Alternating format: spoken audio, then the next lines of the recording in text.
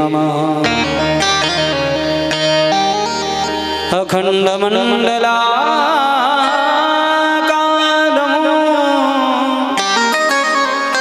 व्याप्तमेन चराचरं तदिपदं दर्शितं येन तस्मै श्री गुरुवे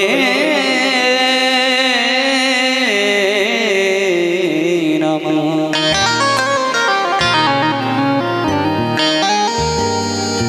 हे कृष्ण करुणा सिंधु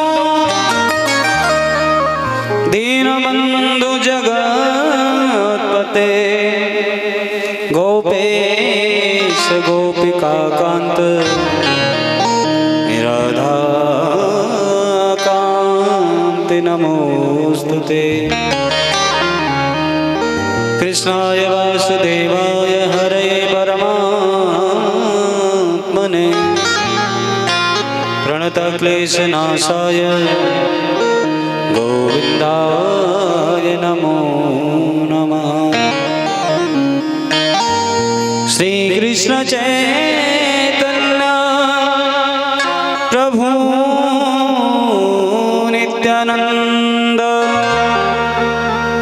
श्री अद्वैत गदाधर शिवसदि गौरभक्तवृंद।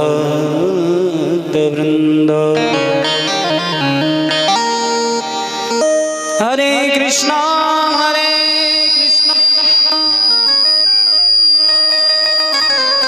कृष्णा कृष्णा हरे हरे हरे राम राम राम हर्ष जोदायक फल चार। बुद्धिहीन तनु जान के सुमिरो पवन कुमार। बल बुद्धि विद्या देहु मोहे हरहु कलेश विकार।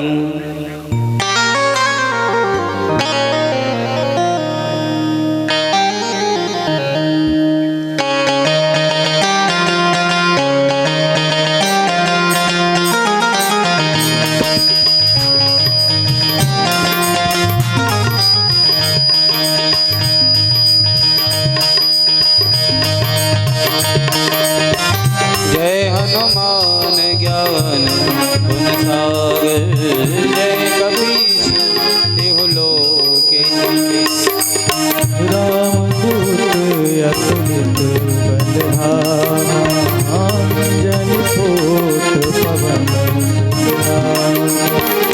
महावीर विक्रम बजरंगी सुमति निवारे सुमति के संगी। कंचन बरन विराज सुबेसा कानन कुंडल कुंचित केसा। हाथी वज्रे और ध्वजा विराजे कान्धे मूर्ति जने साजे। शंकर सुवन केसरी तेज प्रताप विद्यावान गुणी अति चातुर राम काज कर देखो आतुर। प्रभु चरित्र सुनी देखो रसिया राम लखन सीता बसिया। पूछ में रोग धरि सिय जरावा कटी रोग धरि लंक जरावा। रूप धरि रामचंद्र जी काज सवारे। राज संजीवनी लखन जय आए श्री रघुवीर हर्ष उर लाए। रघुपति कीन्ही बहुत बड़ाई मम प्रिय भरत। सहस बदन तुम रोयस गावे हस कह श्रीपति कंठी लगावे सनकादिक ब्रह्मादि मुनीसा नारद सारद सहित यही यम कुबेर दिगपाल जहाँ थे कवि कोविद कैसले कहा थे उपकार समीरही नाम मिलाय राजपद मेरो मंत्री विभीषण माना लंकेश्वर भई सब जग जाना युग सहस्र योजन परवान लील्योताहि मधुर फल प्रभु मुद्रिका मेले मुखी माही जलधि लांघि गए अचिर जिलांघि दुर्गम काज जगत के देते सुगम अनुग्रह तुम देते राम तुम्हारे तुम रखवारे होतन आज्ञा बिन पैसारे सब सुख लही तुम्हारी शरणा तुम रक्षक काहू को डरना आपन तेज सवारो आप तीनों लोग हाथ में कांपे भूत पिशाच निकट नहीं आवे महावीर जब नाम सुनावे आशे रोग हरे सब पीरा जपत निरंतर हनुमत वीरा संकट ते हनुमान छुड़ावे मन क्रम बचन ज्ञान जोड़ावे द्रौपदी राम तपस्वी राजा तिनके काज सकल तुम साजा और मनोरथ जो कोई लावे सोई अमित जीवन पद पावे चारों जुग परिताप तुम्हारा है बरसित जगत उजियारा साधु संत के तुम रखवारे असुर निकंदन राम दुलारे अष्ट सिद्धि नवनिधि के दाता ईश्वर दीन जानकी माता राम रसायन तुमरे पासा सदा रहो रघुपति के राजा तुमरे भजन राम को पावे जन्म जन्म के दुख बिसरावे अंत काल रघुवर पुर जाई जहाँ जन्म हरि भक्त कहाई और देवता चीत न धराई हनुमत से सर्व सुखी कराई संकट कटे बीते सब पीरा जो सुमिरे हनुमत बलबीरा जय जय जय हनुमान गुसाई कृपा करो देव की नाई जो सत बार पाठ कर कोई छोटाई बंदी महासुख होई जो यह पढ़े हनुमान चालीसा हो ये शीर्षा श्री गौरी सा तुलसीदास सदा हर चेरा की जय नाथ हरे राम पवन तने संकट हरण मंगल मूर्ति रूप राम लखन सीता सहित हृदय बसौ सुरभू बोली सियापत रामचंद्र भगवान की जय पवन सुत हनुमान जी महाराज की जय नौ में दे दो ठिकाना मुझे गुरुवर चरणों में दे दो ठिकाना मुझे गुरुवर चरणों में दे दो ठिकाना मुझे मैं भटकता हूँ राह दिखाना मुझे राह दिखाना मुझे गुरुवर चरणों में दे दो ठिकाना मुझे गुरुवर चरणों में दे दो ठिकाना मुझे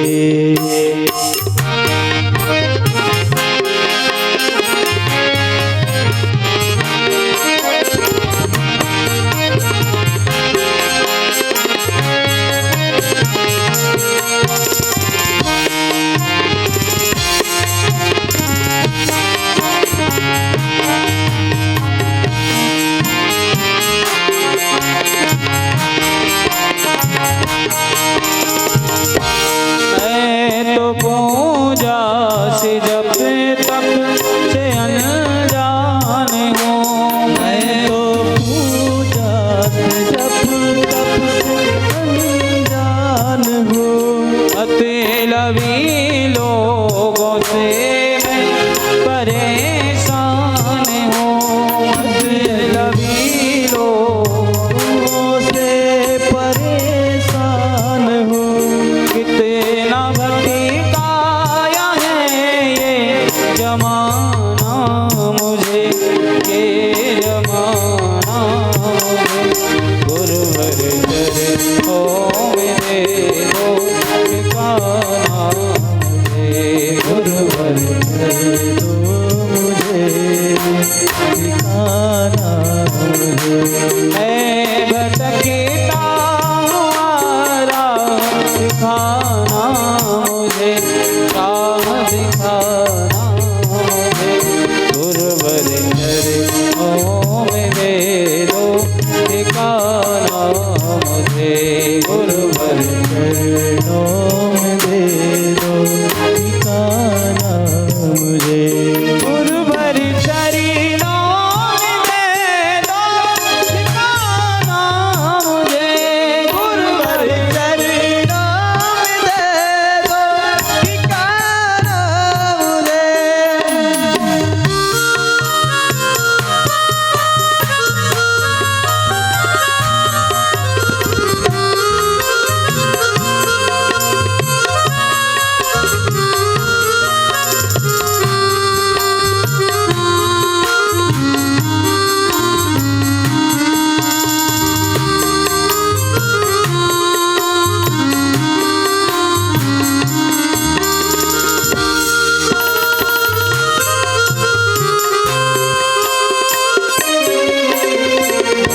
तन कहीं और है, मन कहीं और है, तन कहीं और है, मन कहीं और है।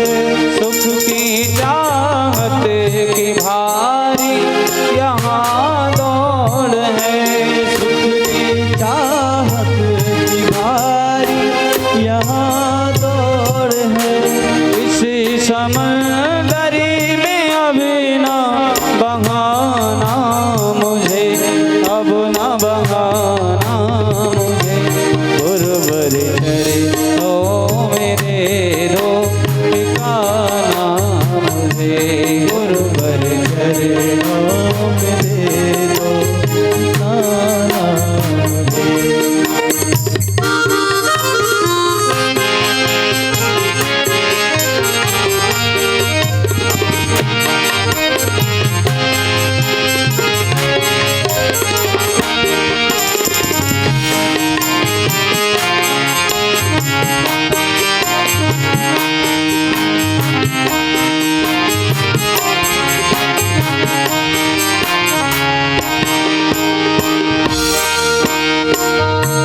ये है काजल का घर, बच के कैसे रहूं।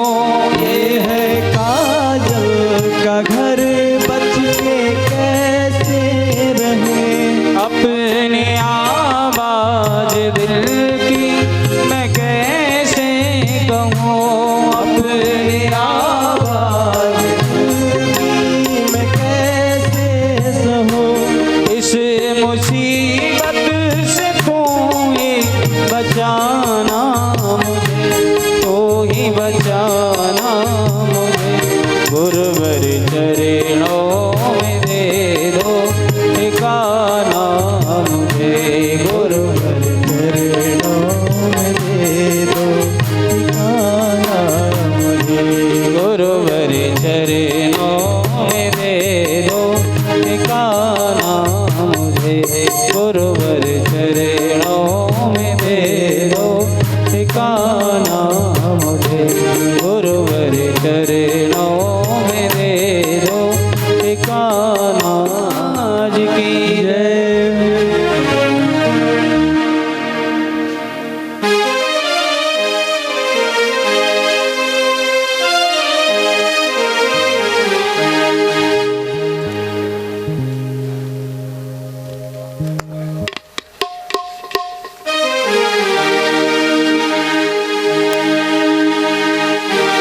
ठोकरें खाए बहुत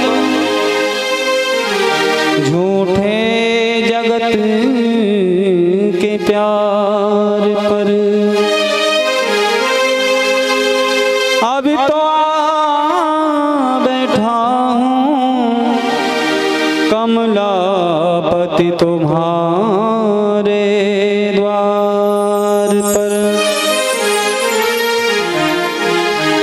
कि तारोगे या ना तारोगे, ये तो तुम्हारे हाथ है। गरना तारोगे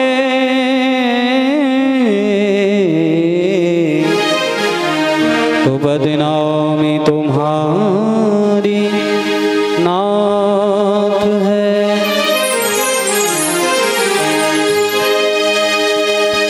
तेरी गलियों का हूँ आशिक, तू एक नगीना है।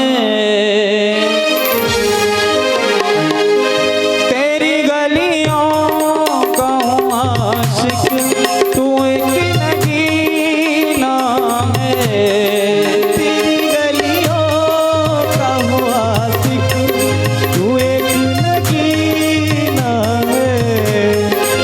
तेरी नजरों से सावरे, तेरी नजरों से सावरे, तेरी नजरों से सावरे, तेरी नजरों से सावरे, जाम पीना है।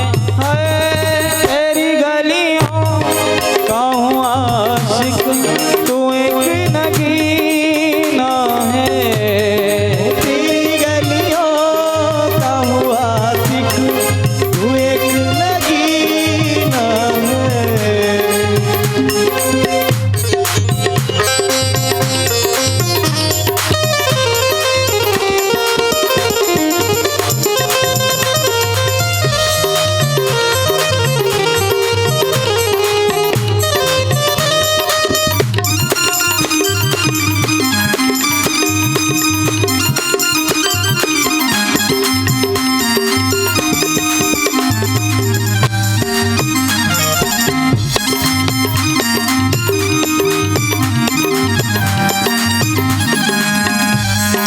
तेरे बिना एक पल में जी नहीं सकता।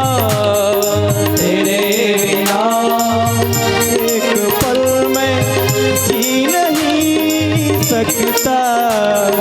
ये जुदाई के दर्द को मैं पी नहीं सकता। ये जुदाई का दर्द मैं पी नहीं सकता। तेरी गलियों में सावरे, तेरी गलियों में सावरे, जीना मरना है। हाय तेरी गलियों का हूँ आशिक, तू एक नगीना है।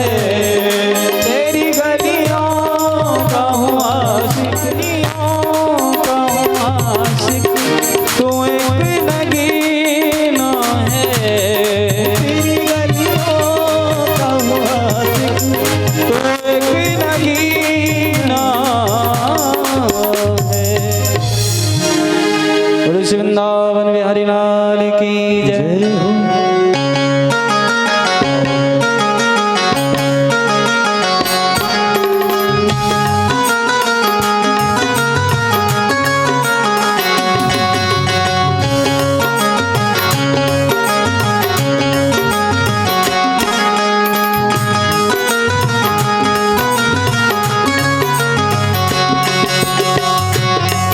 श्री भाग्यवत भगवान की है आरती, पापियों को पाप से है तारती।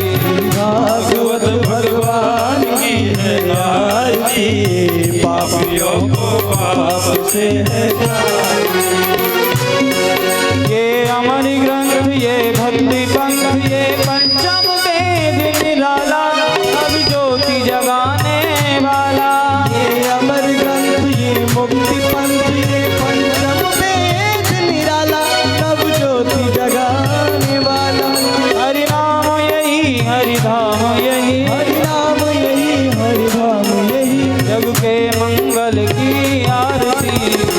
पापियों को पाप से तारते।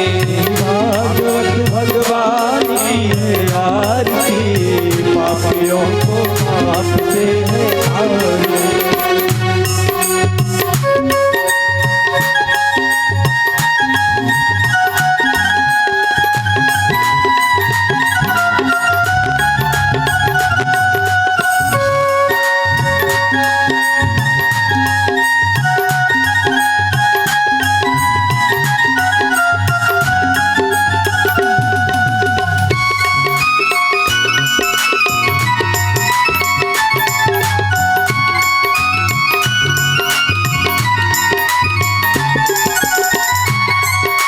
शांति गीत पावन पुनीत पापों को मिटाने वाला, हरि दर्श कराने वाला। ये शांत गीत पावन पुनीत पापों को मिटाने वाला, हरि दर्श कराने वाला। ये सुख करनी ये दुख हरनी, सुख करनी ये दुख हरनी। श्री मधुसूदन की आरती, पापियों को पाप से तारती। भागवत भगवान की है आरती, पापियों को पाप से है तारती। ये मधुर बोल भवपंथी खोल, सतमार्गी बताने वाला, बिगड़ी को बनाने वाला। ये मधुर बोल भगपंथ खोल, सतमार्ग बताने वाला, बिगड़ी को बनाने वाला।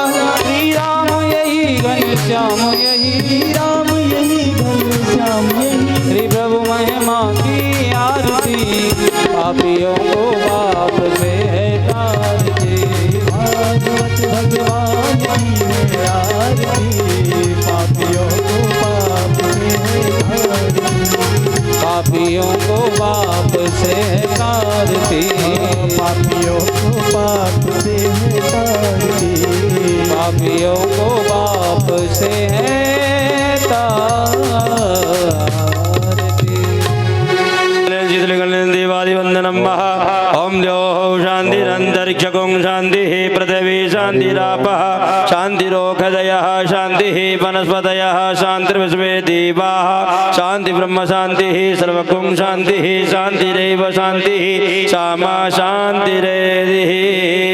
मंत्रपुष्पाञ्जलिं ओम जदनेरन्यमय जन्तदेवास्तानि धर्माणि प्रथमान्य सन्नाते हनाकं महिमानः शचन्त यत्र पूर्वैषाद्याः शान्तिदेवाः। हरि ओम एकदन्ताय विद्महे वक्रतुण्डाय धीमहि तन्नो दन्ति प्रचोदयात्। हरि ओम नारायणाय विद्महे वासुदेवाय धीमहि तन्नो विष्णु प्रचोदयात्। हरि ओम महालक्ष्म्यै च विद्महे विष्णुपत्न्यै च धीमहि तन्नो लक्ष्मी प्रचोदयात्। हरि ओम तत्पुरुषाय विद्महे महादेवाय धीमहि तन्नो रुद्र प्रचोदयात्। हरि ओम नंदनंदनाय विद्महे यशोदानंदनाय धीमहि तन्नो कृष्ण प्रचोदयात्। हरि ओम भगवत्स्वरूपाय विद्महे ज्ञानगर्भाय धीमहि तन्नो भागवत प्रचोदयात्।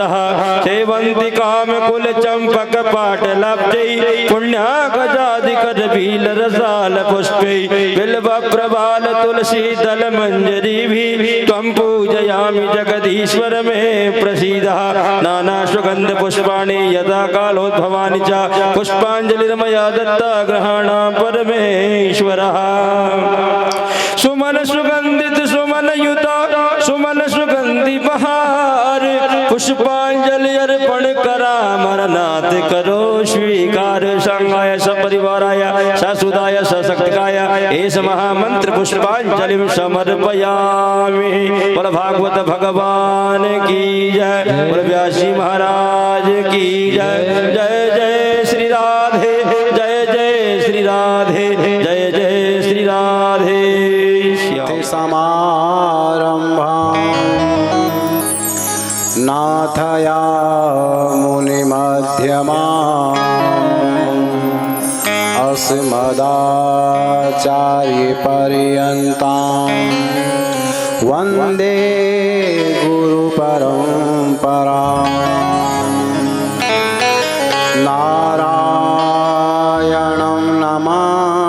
नमस्कृत्य नरं चैव नरोत्तमं देवीं सरस्वतीं व्यासं ततो जयमुदीरये। राधा भक्तिर्हरिर्ज्ञानं ताभ्यां याचि समन्विता तां श्रीं भागवतीं गातां वन्दे युगलरूपिणीं। रामं रामानुजं वन्दे भरतं भरतानुजं सुग्रीवं वायुसूनं च प्रणमामि पुनः पुनः। व्यासं वसिष्ठेन पितारं सत्ते पौत्रं कल्मषं पराशरात्मजं वन्दे सुखतात् तपोनिधिं। मूकं करोति वाचालं पङ्गुं लङ्घयते गिरिं यत्कृपातमहं वन्दे परमानन्दमाधवम्। ध्येयं सदा परिभवाग्निमभीष्टदोहम् तीर्थास्पदं शिविरञ्चिनुतं शरण्यं। प्रत्यार्तिहं प्रणतपालभवाब्धिपोतं वन्दे महापुरुषते चरणारविन्दं। वन्दे महापुरुषते चरणारविन्दम्।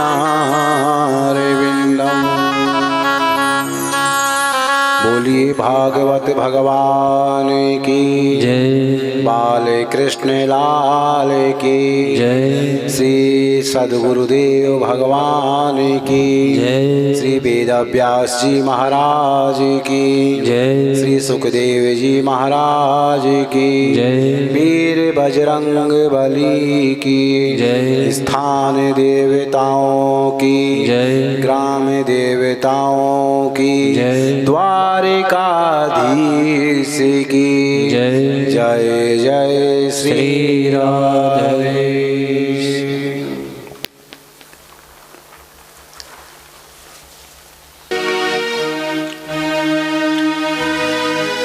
प्यारे भगवत कथा के प्रेमियों, आइए कथा श्रवण से पूर्व 2 मिनट बड़े प्रेम से भगवान नाम संकीर्तन करते हैं। नाम महिमा में कल आपने श्रवण किया कि उस परमपिता परमात्मा का नाम संकीर्तन करने से वो परमात्मा भी भक्त के वश में हो जाता है। आज पुनः कथा श्रवण से पूर्व भगवान नाम संकीर्तन करते हैं और नाम महिमा में जानते हैं कि उस परमात्मा का नाम संकीर्तन करने से हमारे कर्म में किसी भी कार्य को जब हम करते हैं तो किसी न किसी कारण से भूलवश या अज्ञानवश कोई कमी रह जाती है उस कर्म में, तो उस परमपिता परमात्मा का नाम संकीर्तन करने से उस कर्म की जो कमी है उसकी पूर्ति हो जाती है। ऐसा लिखा है कि यस्य स्मृत्याच नामोक्त्या तपो यज्ञ क्रियादिषु न्यूनम संपूर्णताम याति सद्यो वंदे तमाच्युतम। उस परमपिता परमात्मा का नाम संकीर्तन करने से हमारे कर्म की सारी कमियों का विनाश होला, सारी कमियों की पूर्ति हो जाती है। तो आइए आज सप्तम दिवस की कथा श्रवण से पूर्व सभी बड़े प्रेम से मिलकर के उस परमपिता परमात्मा का नाम संकीर्तन करें और कथा में प्रवेश करें। जय राधे श्री राधे श्री कृष्ण बोलो जय राधे जय राधे श्री राधे जय श्री कृष्ण बोलो जय राधे जय राधे श्री राधे जय श्री कृष्ण बोलो जय राधे जय राधे श्री राधे जय श्री कृष्ण बोलो जय राधे जय श्री कृष्ण बोलो जय राधे जय श्री कृष्ण बोलो जय राधे जय श्री श्याम बोलो जय राधे जय श्री श्याम बोलो जय राधे जय श्री कृष्ण बोलो जय राधे जय श्री कृष्ण बोलो जय राधे जय श्री कृष्ण बोलो जय राधे जय श्री कृष्ण बोलो जय राधे जय श्री कृष्ण बोलो जय राधे जय श्री कृष्ण बोलो जय राधे जय राधे श्री राधे जय श्री कृष्ण बोलो जय राधे जय राधे श्री राधे जय श्री कृष्ण बोलो जय राधे जय राधे श्री राधे जय श्री कृष्ण बोलो जय राधे जय राधे श्री राधे जय श्री कृष्ण बोलो जय राधे जय श्री कृष्ण बोलो जय राधे जय श्री कृष्ण बोलो जय राधे जय श्री कृष्ण बोलो श्री राधे जय श्री कृष्ण बोलो श्री राधे जय श्री कृष्ण बोलो जय राधे जय श्री कृष्ण बोलो जय राधे जय राधे श्री राधे जय श्री कृष्ण बोलो जय राधे श्री राधे जय श्री कृष्ण बोलो जय राधे जय राधे श्री राधे जय श्री कृष्ण बोलो जय राधे जय राधे श्री राधे जय श्री कृष्ण बोलो जय राधे वृंदावन के राजा दोनों गोपी श्री राधिका रानी धर्म कर्म जहाँ बतत जे बुद्धि मुक्ति वरे जाए वृंदावन को बासी भलो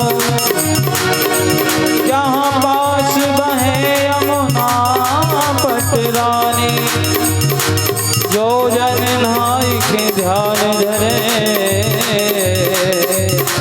वैकुंठ मिले तिनको रजधानी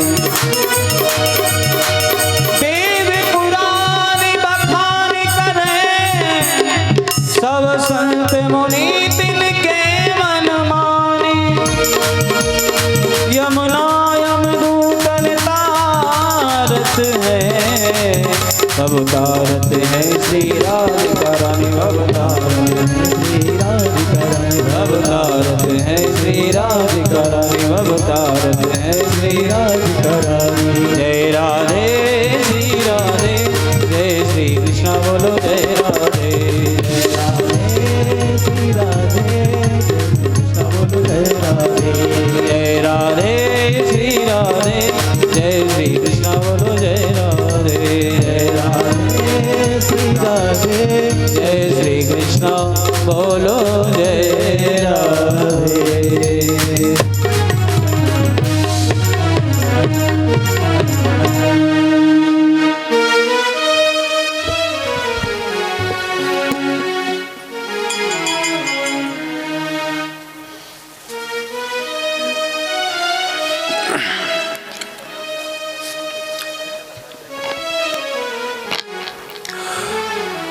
परम कृपालु परम पिता परमात्मा श्री नंद नंदन ब्रज जन वंदन भक्त उरचंदन गोपति गोपीपति गोलोकपति वृंदावन बिहारी श्री बालकृष्ण लाल की वांगमयी प्रतिमूर्ति श्रीमद् भागवत महापुराण को आइए हम सब मिलकर के वंदन करते हैं।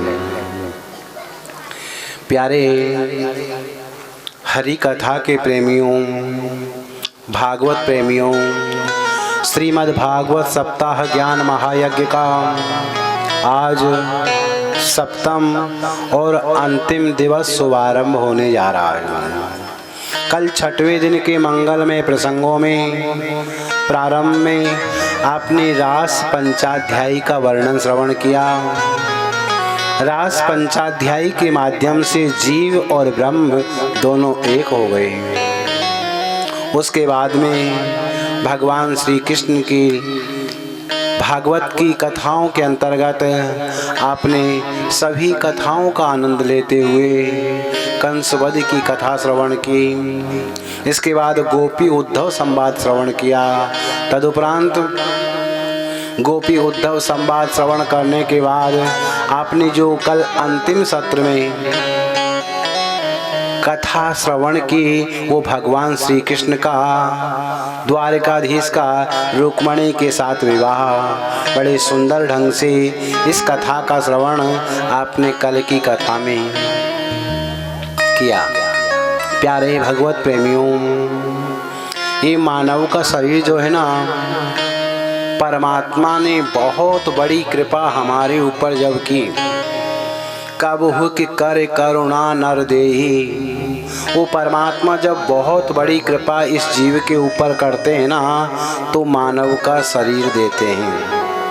अगर इस मानव के शरीर को प्राप्त करके हम वैसे ही खाने पीने उठने बैठने और इन सब संसार के कामों में ही लगे रहे और भगवत प्राप्ति का कोई साधन नहीं किया, तो सोच लो हम में और पशुओं में कोई अंतर नहीं है।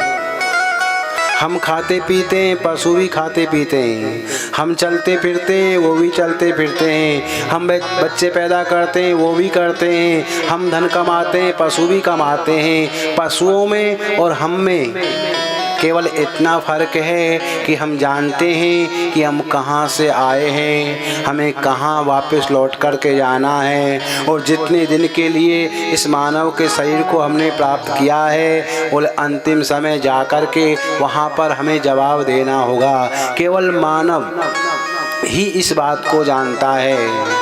84 लाख योनियों में केवल मानव को ही ऐसा ज्ञान है कि अपने प्रारब्ध के बुरे और अच्छे कर्मों को भोग सकता है और आगे के लिए अच्छा और बुरा कर सकता है। और सब योनियाँ केवल भोग योनियाँ हैं, वो केवल भोग भोगने के लिए आई है। तो इस मानव के शरीर को प्राप्त करके बोले हमें व्यर्थ के अभिमान नहीं करने हैं। एक चूहे ने अभिमान किया, आपको पता है? बोले हम चूहे की तरह बोले अभिमानी हो जाते हैं। बोले वृंदावन की बात है, और वृंदावन में जमुना के किनारे एक कुटिया बना कर के संत भगवान का भजन कर रहे थे। ज़्यादा भूख लगती तो वृंदावन में जाते, कई 2 4 5 घरों से 5 रोटी मांग कर के ले आते। प्रतिदिन भी नहीं जाते थे, 10-5 रोटी मांग कर के ले आए। 2 रोटी जमुना जल में भिगो दी और उसी से पालिया भजन करते रहते। दूसरे दिन जो सूख जाती 2 फिर भिगो देते और फिर भगवान इस प्रकार के बोले 10 रोटी मांग कर के ले आए तो 5 दिन कभी किसी के घर जाना ही ना पड़ेगा।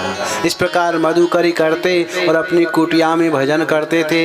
एक दिन की बात की, वो संत अपनी कुटिया में भजन कर रहे थे, तभी एक चूहा दौड़ता हुआ आता है।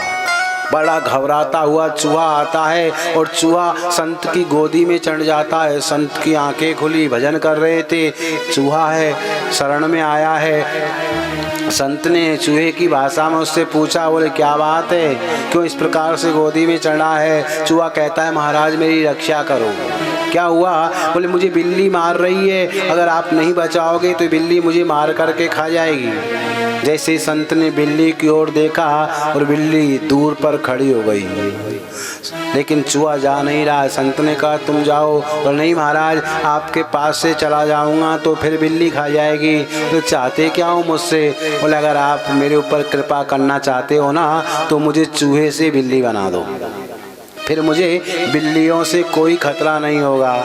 संत ने कृपा की, तपस्वी तो थे ही, तपस्या के प्रभाव से हाथ में जल लिया और जैसे ही अभिमंत्रित करके उसके ऊपर छींटा, वो चूहा जो है ना बिल्ली बन गया।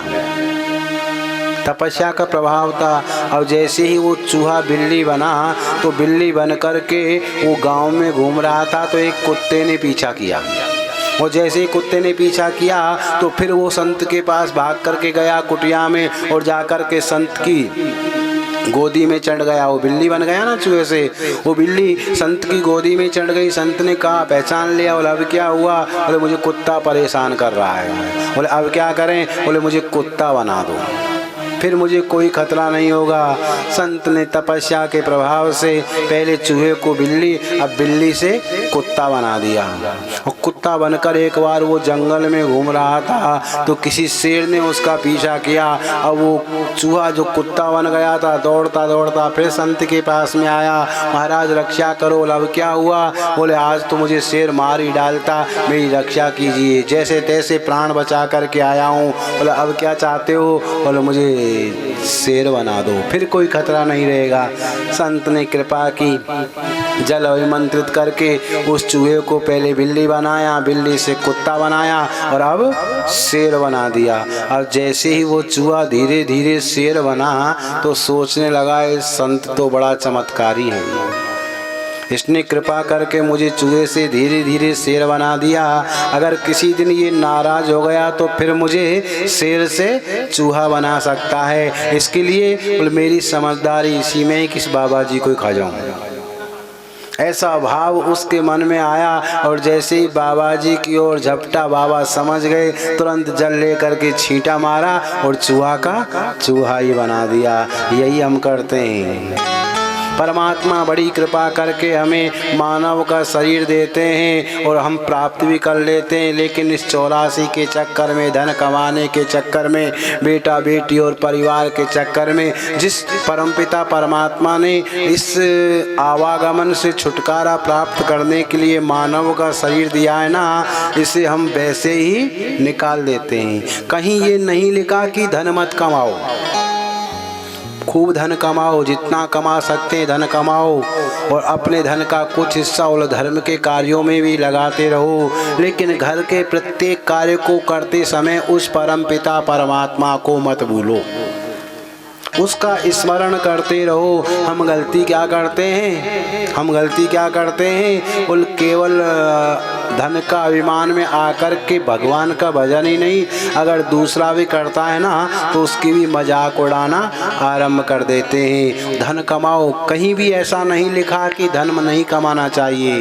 बोले गृहस्थ को उद्योगिनम सिंह मुपेत लक्ष्मी, जैसे शेर अपने शिकार के लिए प्रयास करता है ना, धन कमाने के लिए ऐसे ही प्रयास करना चाहिए, लेकिन प्रत्येक कार्य को करते समय उस परमपिता परमात्मा का स्मरण रखना चाहिए। क्यों रखना चाहिए? बोले हम उस परमात्मा का स्मरण करके प्रत्येक कार्य को करेंगे ना तो फिर कोई अपराध हमारे द्वारा होगा ही नहीं, क्योंकि हम निरंतर परमात्मा का स्मरण कर रहे हैं। तो कल बड़ा सुंदर प्रसंग आपने श्रवण किया। राजा परीक्षित ने पूछा, बोले भगवान ने आगे कौन सी लीलाएं की? सुखदेव जी कहते, परीक्षित भगवान श्री कृष्ण का रुक्मणी के साथ प्रथम विवाह हुआ और जो कामदेव जिसे शंकर भगवान ने जला कर के भस्म कर दिया था ना, वो कामदेव भगवान श्री कृष्ण के यहाँ रुक्मणी के द्वारा प्रथम पुत्र के रूप में अवतरित हुआ। भगवान श्री कृष्ण के यहाँ पुत्र हुआ रुक्मणी के द्वारा, वहाँ पर पुत्र का जन्म महोत्सव मनाया जा रहा था। आपसे एक बात कहूँ, भगवत कृपा से जब मनुष्य बढ़ता है ना तो उसके अकारण ही शत्रु उत्पन्न हो जाते हैं। शत्रु किसी कारण से हो, हमने किसी का कुछ बिगाड़ा हो तब शत्रु हो, ऐसा नहीं है। जब मनुष्य भगवत कृपा से आगे बढ़ता है ना तो उसके अकारण ही शत्रु पैदा हो जाते। देखो ऐसी चर्चा होने लग जाती है, बोले 10 साल पहले कुछ नहीं था, देखो 10 साल में अब कैसे बढ़ गया। मतलब ये भगवत कृपा है, लेकिन लोग द्वेष करना आरंभ कर देते हैं और बिना कारण ही शत्रु बन जाते हैं। यही भगवान श्री कृष्ण के साथ में हुआ। उनका प्रद्युम्न का जन्म हुआ है, उनका जन्म उत्सव मनाया जा रहा है और एक संबरासुर नाम का दैत्य आता है और उस बालक को, प्रद्युम्न को सूतिका गृह से ही उठा करके ले जाता है। माया के द्वारा सूतिका गृह से उठा करके ले जाता है। सभी बड़े परेशान हैं और उस संबरासुर ने उस प्रद्युम्न बालक को एक समुद्र में फेंक दिया। समुद्र में फेंक दिया। उस बालक को जीवित ही किसी मछली ने निगल लिया। मछली के पेट में जाने के बाद भी वो बालक मरा नहीं और उस किसी मछुआरे ने मछली को पकड़ करके संबरासुर के यहाँ पर ही बेच दिया। संयोग देखिए, वो मछली संबरासुर के यहाँ ही किसी मछुआरे ने बेच दी और संबरासुर के यहाँ पर कामदेव की पत्नी जो रति है ना, कामदेव की पत्नी रति, वो रसोई में काम करती थी। नारद जी ने कहा था कि तुम यहाँ पर काम करो, तुम्हें तुम्हारे पति की प्राप्ति हो जाएगी। आज जैसे ही वो मछली गई और जैसे ही मछली वो रसोई में गई, रति ने उस मछली को चीरा, परिणाम बोले उसके अंदर से बालक निकला। रति समझ गई कि ये मेरे पति का ही अवतार है। अब तो प्रद्युम्न धीरे धीरे बड़े होने लगे और बड़ी शीघ्रता से जैसे जवान हुए, रति ने उनको अस्त्र शस्त्र सब चलाना सिखाया और जैसे ही वो बड़े हुए तो रति उनको काम भाव से देखने लगी। प्रद्युम्न ने कहा, बोला आप तो मेरी माँ हो, आपने पाला पोसा है, फिर आपके मन में ये भाव कैसे आया? रति ने कहा, बोले आप कोई साधारण नहीं हो, भगवान नारायण सुत संबरेणा हृतो गृहात अहम तेधि कृता पत्नी रति कामो भवान प्रभु। बोले आप स्वयं कामदेव के अवतार हो, मैं आपकी पत्नी रति हूँ। आपने भगवान शिव का अपमान किया, आपको भस्म होना पड़ा। सारी कहानी रति ने प्रद्युम्न को सुनाई। प्रद्युम्न ने संबरासुर का वध किया और संबरासुर का वध करके अपनी पत्नी रति को साथ में लेकर के द्वारका में आए। जैसे ही प्रद्युम्न द्वारका में आए, सभी द्वारकावासी बड़े आनंदित हो जाते हैं, बड़े प्रसन्न हो जाते हैं। बोलिए द्वारकाधीश भगवान की जय।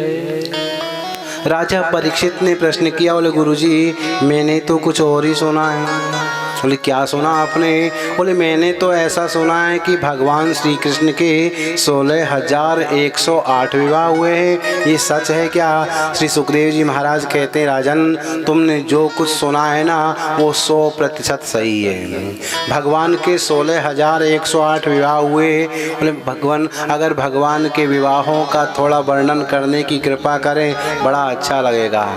ध्यान दीजिए, भगवान की कथाएं कितनी आनंददायिनी है, कितना आनंद प्रदान करने वाली। आज 7वां दिन चल रहा है। परीक्षित को पता है कि आज मेरी मृत्यु होने वाली है, आज मुझे तक्षक काटने वाला है, लेकिन भगवान की कथाओं से बोले मृत्यु के भय को भी जीव भूल जाता है। यही तो भगवान की कथाओं का आनंद है। आज तक्षक काटने वाला है, मेरी मृत्यु होने वाली है, लेकिन परीक्षित जो है ना वो विवाहों की कथाओं का आनंद ले रहे हैं। श्री सुखदेव जी महाराज परीक्षित से कहते हैं, परीक्षित सत्राजितः स्वयतनया कृष्णाय कृति किल्बिषा शमन्तके निमणिना स्वयमुद्यम्य मुद्रवान्। एक सत्राजित नाम का राजा था। वो सूर्य का बड़ा भारी भक्त था। उसने बहुत सुंदर भगवान सूर्य की उपासना की। भगवान सूर्य ने प्रसन्न होकर के उनको एक श्वेत रंग की मणि दी और 10 घंटा प्रतिदिन सेवा करने से वो मणि जो है ना वो 8 भार सोना यानी कि 2 क्विंटल सोना प्रतिदिन देती थी। एकदम सूर्य के समान चमकती थी और जिसके यहाँ 2 कुंटल सोना प्रतिदिन आए उसका तो कहना ही क्या है। राजा सत्राजित बड़े आनंदित थे। उनके परिवार में कौन है? बोले एक राजा सत्राजित, एक उनका छोटा भाई, उनका नाम था प्रसेन, एक उनकी पत्नी थी और एक उनकी बेटी थी जिसका नाम था सत्यभामा। केवल 4 सदस्य। एक बार राजा सत्राजित उस मणि को गले में धारण करके भगवान श्री कृष्ण की सुधर्मा सभा में गए और जैसे ही सुधर्मा सभा की ओर आगे बढ़े सभी सभासदों ने भगवान श्री द्वारकाधीश से कहा, प्रभु आज तो ऐसा लग रहा है कि हमारे इस सभा में साक्षात सूर्य भगवान आ रहे हैं। वो मणि सूर्य के समान चमकती थी। भगवान श्री कृष्ण का वास्तव में तेज तो ऐसा ही है। जैसे ही सत्राजित पहुँचे सभी को आश्चर्य हुआ, ये कोई सूर्य नहीं है, ये तो सत्राजित ने मणि पहन रखी है। भगवान श्री कृष्ण ने राजा सत्राजित को पास में बैठाया और कहा, तुम घर में केवल 4 सदस्य हो, इतनी महंगी मणि को पहनते हैं, कोई चोर ले जाए या तुम्हारा कुछ बिगाड़ दे, कोई ऐसी अनहोनी तुम्हारे साथ हो जाए इस मणि के कारण, तो इसके लिए एक काम करो, अगर तुम्हारी इच्छा हो तो इस मणि को राजकोष में जमा करा दो। इससे जितना सोना निकलेगा राजकोष में जमा होगा और कभी प्रजा को आवश्यकता पड़ेगी तो सबको बांट दिया जाएगा।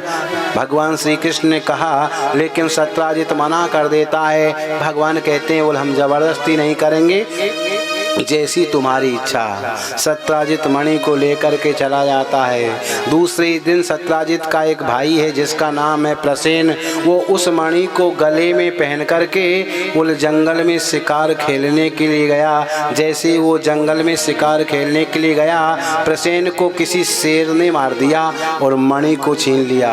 शेर मणि को लेकर आगे जा रहा था तो एक जामवंत जी मिल गए। जामवंत जी ने शेर को मार दिया और मणि को लेकर गुफा में चले गए और गुफा में अपनी बेटी जामवती को उसे खेलने के लिए दे दिया।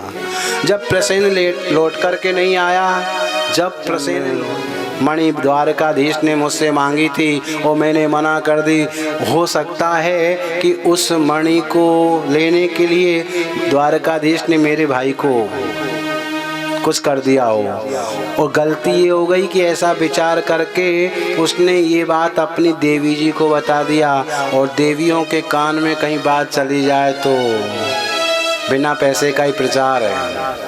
तुरंत कोई गुप्त बात बता दीजिए, अपनी सहेली से कहेगी ऐसी बात है, लेकिन किसी से कहना मत। वो दूसरी से, वो तीसरी से, अगर मुफ्त में प्रचार करना हो तो देवियों को बता दो और कह दो कि किसी से कहना मत। ऊपर से ये कह दो कहना मत, क्या कहना है, सोशल मीडिया है, सब कुछ प्रचार थोड़े ही समय में हो जाएगा। प्रसेन ने अपनी पत्नी को बता दिया। अब तो सारा सब जगह ये समाचार हो गया। भगवान श्री कृष्ण के कानों में ये बात आई। भगवान श्री कृष्ण कुछ लोगों को साथ में लेकर के इस कलंक को मिटाने के लिए जंगल में जाते हैं। प्रसेन जिधर गया था उधर जाते हैं, क्या देखते हैं, प्रसेन मरा पड़ा है, वहाँ शेर के पंजों के निशान है। आगे बढ़े, पंजों के निशान को देखते, बोले वहाँ शेर मरा पड़ा है और रीछ के पैरों के निशान है। भगवान पैरों के सहारे, निशानों के सहारे आगे बढ़े। एक गुफा के दरवाजे पर वो रीछ के पैर खत्म हो जाते हैं। भगवान लोगों को वहीं दरवाजे पर खड़ा करते हैं और स्वयं गुफा के अंदर प्रवेश करते हैं। क्या देखते हैं, वो मणि जिसे सत्राजित ने पहन रखा था उससे कोई बालिका खेल रही थी। मेरे गोविंद वहाँ पर बढ़े और द्वारकाधीश ने जैसे ही उस मणि को लेना चाहा वो बालिका चिल्ला जाती है और जैसे ही बालिका चिल्लाई तुरंत जामवंत जी आ जाते हैं और जामवंत जी आकर के बिना सोचे समझे द्वारकाधीश से भिड़ जाते हैं। बड़ा सुंदर मुष्टि का युद्ध आरंभ हो जाता है, मल्ल युद्ध प्रारंभ हो जाता है। 28 दिनों तक युद्ध हुआ। परिणाम उल जामवंत की नस नस ढीली हो गई। भगवान श्री कृष्ण की मुष्टिका के प्रहारों से जामवंत का शरीर ढीला हो गया। 28वें दिन जामवंत कहता है, बोले इस संसार में सिवाय मेरे प्रभु के मुझे हराने की ताकत किसी में नहीं है। आपको बताना पड़ेगा कि आप मेरे प्रभु श्री राम तो नहीं हो। गोविंद ने कहा, बोले जामवंत तुम्हारी इच्छा को पूर्ण करने के लिए ही मैं आया हूँ। बोले कौन सी इच्छा? बोले त्रेता में शेष रह गई थी। कौन सी इच्छा? ऐसा प्रसंग आता है कि भगवान श्री राम ने जब रावण को जीत लिया, उसके जीवन का अंत कर दिया, सारी सेना परास्त हो गई, तो सभी सैनिकों से, बोले सभी सेना के सभी लोगों से कहा, बंदरों से, भालुओं से, सबसे कहा, और तुम्हारे मन में जो भी इच्छा हो वरदान मांग लो। किसी ने भक्ति मांगी, किसी ने मुक्ति मांगी, किसी ने चरणों की सेवा मांगी। जामवंत का नंबर सबके बाद में आया। जामवंत ने कहा, बोले मुझे देना चाहते हो तो एक ही वरदान दो। क्या? बोले ये युद्ध तो हुआ, रावण का अंत भी हो गया, सारी सेना भी मर गई, लेकिन मेरी बाजुओं की खुजली नहीं मिटी। मतलब बोले मेरी टक्कर का कोई वीर सामने था ही नहीं योद्धा। मैं एक दिन गया, रावण को मुष्टिका मारी, मूर्छित हो गया, मैं चला आया। बोले मेरी बाजुओं की खुजली नहीं मिटी, आपने रावण को मार दिया, इसलिए आप रावण से ज़्यादा बलशाली हो। अगर देना चाहते हो तो यही दो कि मेरी खुजली मिटाने के लिए आपसे दो दो हाथ हो जाए। जामवंत ने राम जी से कहा। राम जी ने कहा, देखो जामवंत, मैं स्वामी हूँ, तुम सेवक हो, और सेवक और स्वामी का युद्ध मर्यादा के विपरीत है। अब इस जन्म में तुम्हारी इच्छा पूर्ण नहीं कर पाऊंगा, तुम इंतजार करो, तुम चिरंजीवी हो ना, इंतजार करो, द्वापर में तुम्हारी इस इच्छा को मैं जरूर पूर्ण करूंगा। तो आज द्वापर में भगवान श्री कृष्ण ने जामवंत से कहा, बोले त्रेता में जो इच्छा रह गई थी ना कि मुझ प्रभु में कितनी ताकत है, पता चल गया, चरणों में गिर गया। बोले मैं तभी तो मैं कह रहा हूँ कि मुझे हराने की ताकत संसार में सिवाय परमात्मा के किसी में नहीं है। बोले कैसे आना हुआ? भगवान ने कहा, द्वारिकाधीश ने कहा, बोले जामवंत, इस मणि के कारण मुझे झूठा कलंक लग गया है, इसलिए इस मणि को मुझे दे दो। जामवंत ने कहा, प्रभु इस मणि को मैं नहीं दे सकता। क्यों नहीं दे सकते? बोले इस मणि को तो मैंने अपनी बेटी को दे दिया है, और पिता एक बार जो वस्तु बेटी को दे देते हैं वो दोबारा नहीं लेते। अगर इस मणि को लेने की इच्छा है आपको, एक काम करना होगा, बोले बेटी के सहित इस मणि को ले लो। मतलब बोले मेरी बेटी के साथ विवाह करो और दहेज में इस मणि को लेकर के चले जाओ। भगवान ने तुरंत जामवती का हाथ पकड़ा और जामवती को लेकर के उस मणि को लेकर के आ गए। और भगवान द्वारिका में आए, जामवती को एक महल में आए। रुक्मणी का विवाह हो चुका था ना पहले, जामवती को एक अलग महल में रोक दिया, रुक्मणी को बताया नहीं। रुक्मणी से जाकर के कहा, देवी आज तो मैं एक विवाह और करके लाया हूँ। राजा है, कहीं कर सकते हैं। और जैसे ही रुक्मणी से कहा, रुक्मणी को अपने स्वरूप का थोड़ा ज़्यादा ही अभिमान था, सुंदर थी। बोले वो कितनी सुंदर है? पहला प्रश्न रुक्मणी का ये था, बोले वो कितनी सुंदर है। भगवान अब किसकी बड़ाई कर रहे हैं? जामवंत कौन है? रीछ, और रीछ की बेटी कैसी होगी? कसाना जी, रीछनी स्वाभाविक बात है। और भगवान एक रीछनी के साथ विवाह करके ले गए और रुक्मणी से कहते हैं, बोलो वो इतनी सुंदर है कि तुम तो उसके सामने कुछ भी नहीं हो। बोले मुझसे भी सुंदर, वो तुम तो कुछ भी नहीं हो। एक रीछनी की बड़ाई करने लगे। माता रुक्मणी को गुस्सा आ गया और तुरंत गुस्से में आकर के माता रुक्मणी ने श्राप दे दिया, अगर जामवंती मुझसे ज़्यादा श्रेष्ठ है तो मैं श्राप देती हूँ कि मेरे ही समान सुंदर हो जाए।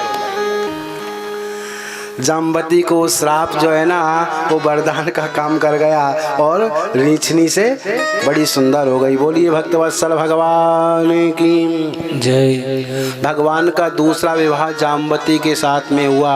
भगवान ने तुरंत सभा को बुलाया, कहा भैया मुझे इस मणि के कारण झूठा कलंक लगा है, इस मणि को मैं रखना भी नहीं चाहता। तुरंत सत्राजित को बुलाया।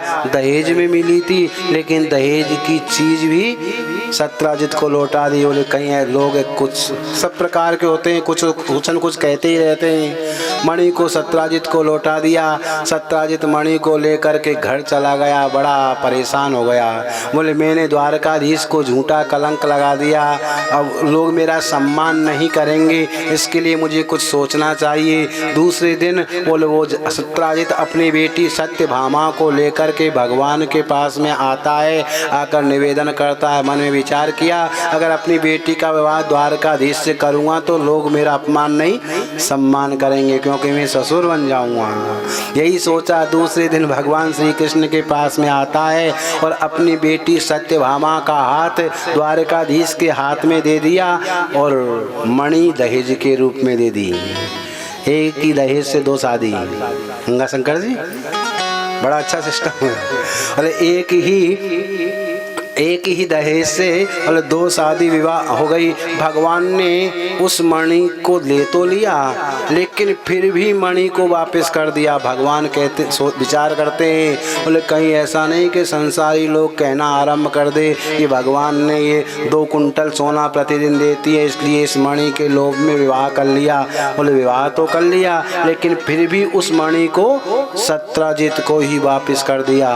कृष्ण और बलराम दोनों भाई पांडवों के यहाँ हस्तिनापुर में घूमने के लिए चले जाते हैं। उतने में ही एक सत्यधनवा नाम का व्यक्ति है, अक्रूर जी को उसने भड़का दिया। अक्रूर जी है ना भगवान के, वो अक्रूर जी ने सत्यधनवा नाम के व्यक्ति को भड़का दिया।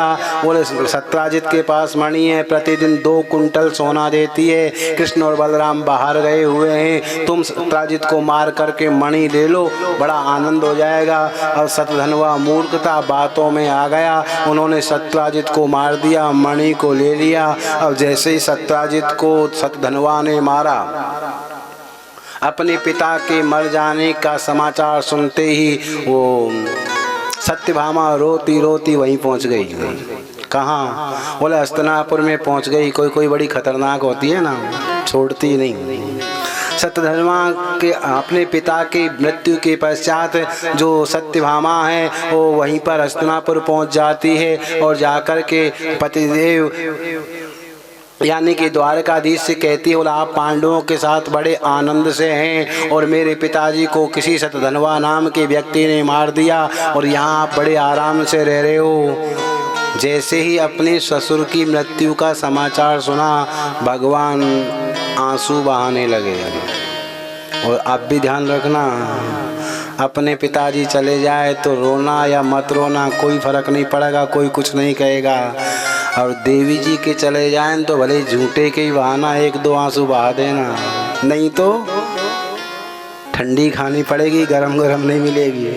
और भगवान तो नाटक करने में भी बड़े निपुण हैं। नटवर वपु उनका नाम है, आत्मा थे, बड़े धर्मान रागी थे। और उस किस दुष्ट ने मारा उसका नाम बताओ, हम उसके जीवन का शीघ्र ही अंत कर देंगे। भगवान वापस द्वारका आते हैं और आकर के सत्यधनवा का उद्धार कर देते हैं। सत्यधनवा को मार देते हैं, लेकिन मणि नहीं मिली। मणि बोले सत्यधनवा ने बोले अक्रूर जी को दे दी थी। भगवान ने कहा बलराम जी से, हमने वैसे ही सत्यधनवा को मार दिया, मणि इसके पास भी नहीं है। बलराम जी को भी कन्हैया पे शक हो गया। बलराम जी ने कहा लाला घर पे देखियो, कहीं न कहीं रखी होगी। यानी कि बलराम जी को भी शक होया, वो कहीं कन्हैया की कोई लीला तो नहीं है, कन्हैया ही नहीं तो कोई चक्कर नहीं चलाया है। कन्हैया ने कहा भैया ये मेरा इसमें कोई हाथ नहीं है। कन्हैया सोचने लगे, बोला अच्छा चौथ का चंदनमा देखा, बार बार इस कलंक को मिटाता हूँ, लेकिन ये आगे बढ़ता ही चला जाता है।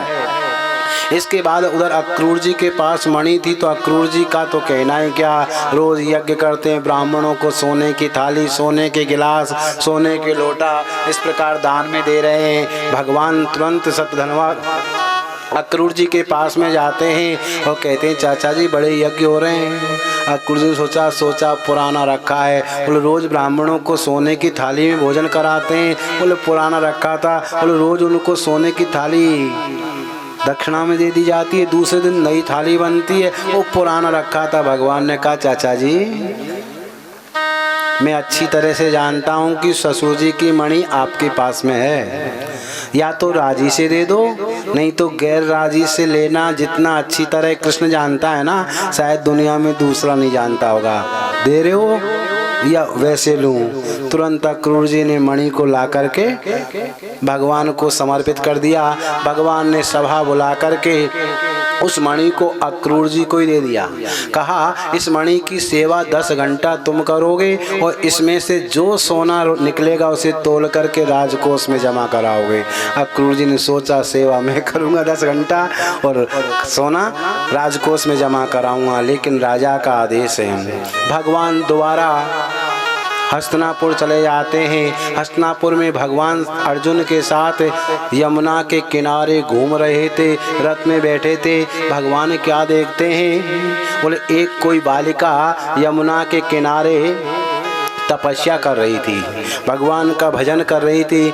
भगवान ने अर्जुन से कहा, बोले अर्जुन उसके पास जाओ, उससे पूछो वो कौन है, क्या चाहती है। अर्जुन तुरंत उसके पास में जाते हैं और पूछते तुम कौन हो, क्या चाहती हो। वो कहती है, बोले अहम देवस्य सवितुर दुहिता पतिमिच्छति विष्णु वरेण्यं वरदं तपः परमिमा स्थिता। वो बालिका कहती है कि मैं सूर्य की बेटी हूँ, मेरा नाम कालिंदी है, मैं भगवान सूर्य की आराधना कर रही हूँ। किस लिए? बोले श्री कृष्ण मुझे पति के रूप में मिल जाए। अर्जुन ने कहा लगता है तुम्हारी तपस्या पूर्ण हो गई। अर्जुन उस कालिंदी को लेकर के द्वारकाधीश के पास में आते हैं। भगवान ने कहा, बोले कौन है, क्या नाम है? बोले ये बाद में पूछना। बोले हुआ क्या? बोले आपका बृहस्पति कुछ ज़्यादा ही जोर कर रहा है, मतलब बोले चौथे विवाह की तैयारी आरंभ करो। तुरंत अर्जुन ने कालिंदी का हाथ लेकर के द्वारकाधीश के हाथ में दे दिया तो भगवान का चौथा विवाह हो गया। एक बिंद और अनविंद की बहन है मित्रविंदा, मित्रविंदा के साथ भगवान का 5वां विवाह हुआ। एक नग्नजित नाम का राजा है, उस राजा के पास 7 बलशाली बैल है। उस राजा ने प्रतिज्ञा की, बोले इन 7 बैलों के नाक में जो एक बार में नुकील डाल देगा उसी के साथ अपनी बेटी नागनिजिति का मैं विवाह करूँगा, जिसे सत्यावी कहते हैं। दुनिया का कोई राजकुमार ऐसा नहीं कर पाया। भगवान वहाँ जाते हैं, 7 रूप धारण करके 7 बैलों को एक ही बार में नाथ देते हैं। तो भगवान का ये विवाह नग्नजिति के साथ में हुआ।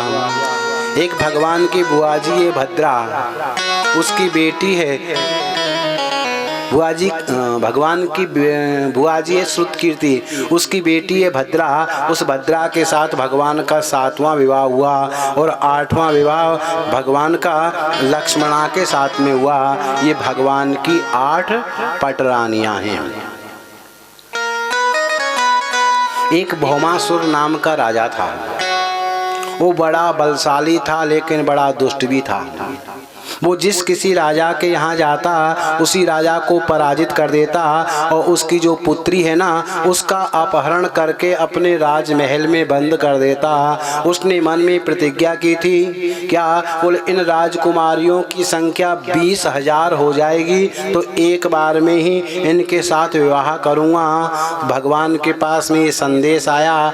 भगवान तुरंत सत्यभामा को साथ में लेकर के उस राजा भौमासुर के यहाँ जाते हैं और जाकर के भौमासुर के जीवन का अंत कर देते हैं। जैसे ही भौमासुर को मारा, उसकी बेटा सहदेव को उसकी गद्दी पर बैठाया। जैसे ही भगवान बोले उसके विचित्र महल का निरीक्षण कर रहे थे, तभी क्या देखते हैं? बोले 16,100 राजकुमारियाँ वहाँ पर उस महल में बंद थी।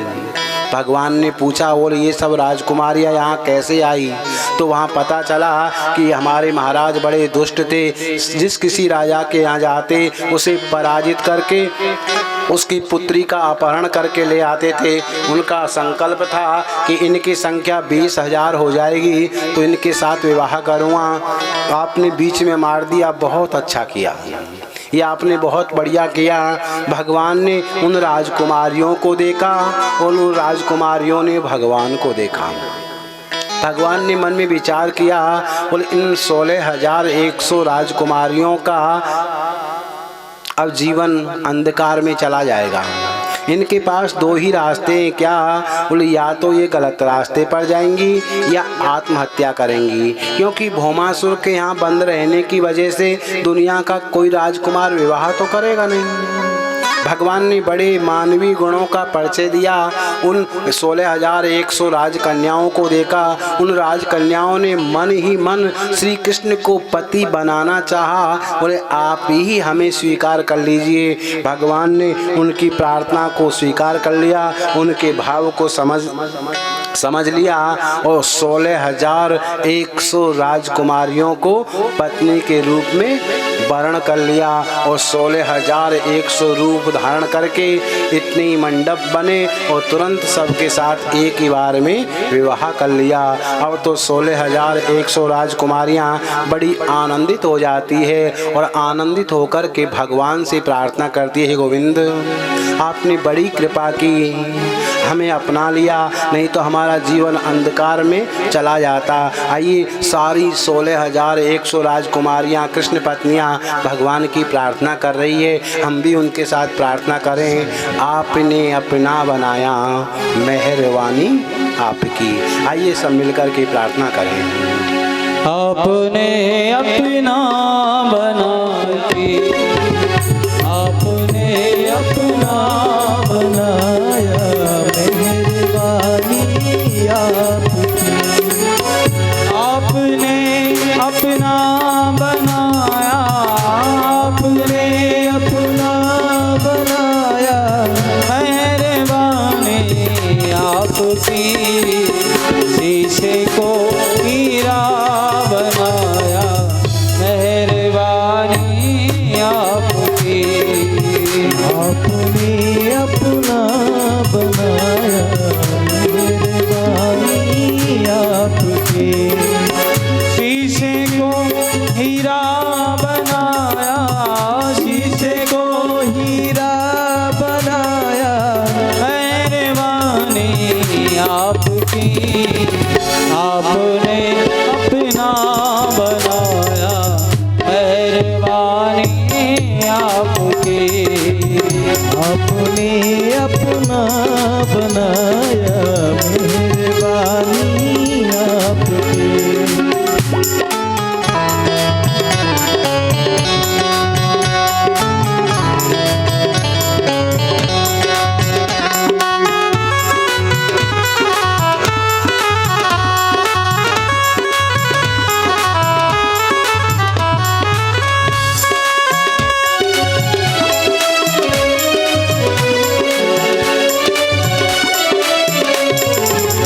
हम ना भूलेंगे कभी एहसान प्रभु जी आपका। हम ना भूलेंगे कभी भी एहसान प्रभु जी आपका। हम ना भूलेंगे कभी एहसान प्रभु जी आपका। हम ना भूलेंगे कभी एहसान प्रभु जी आपका। अपने चरणों से लगाया, अपने चरणों से लगाया मेहरबानी आपकी। आपने अपना बनाया मेहरबानी आपकी।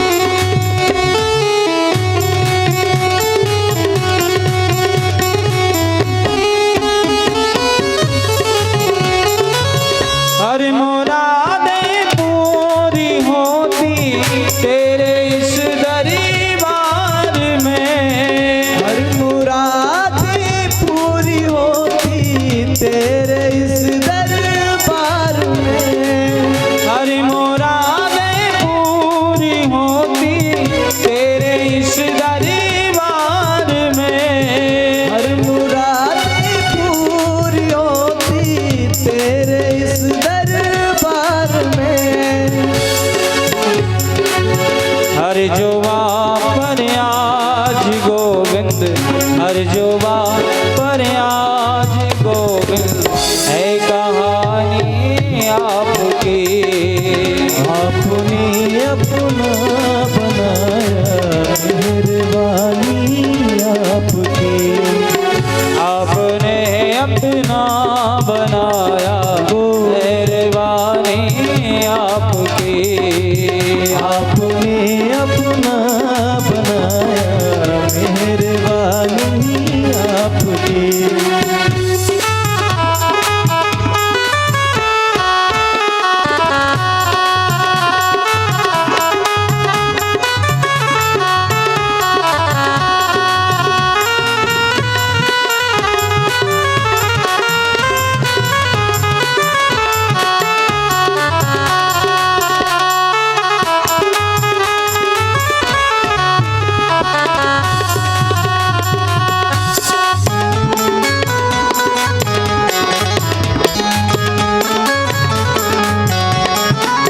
दिल से चाहते हैं तुम्हें हम कैसे भूलेंगे भला। दिल चाहते हैं तुम्हें हम कैसे भूलेंगे भला।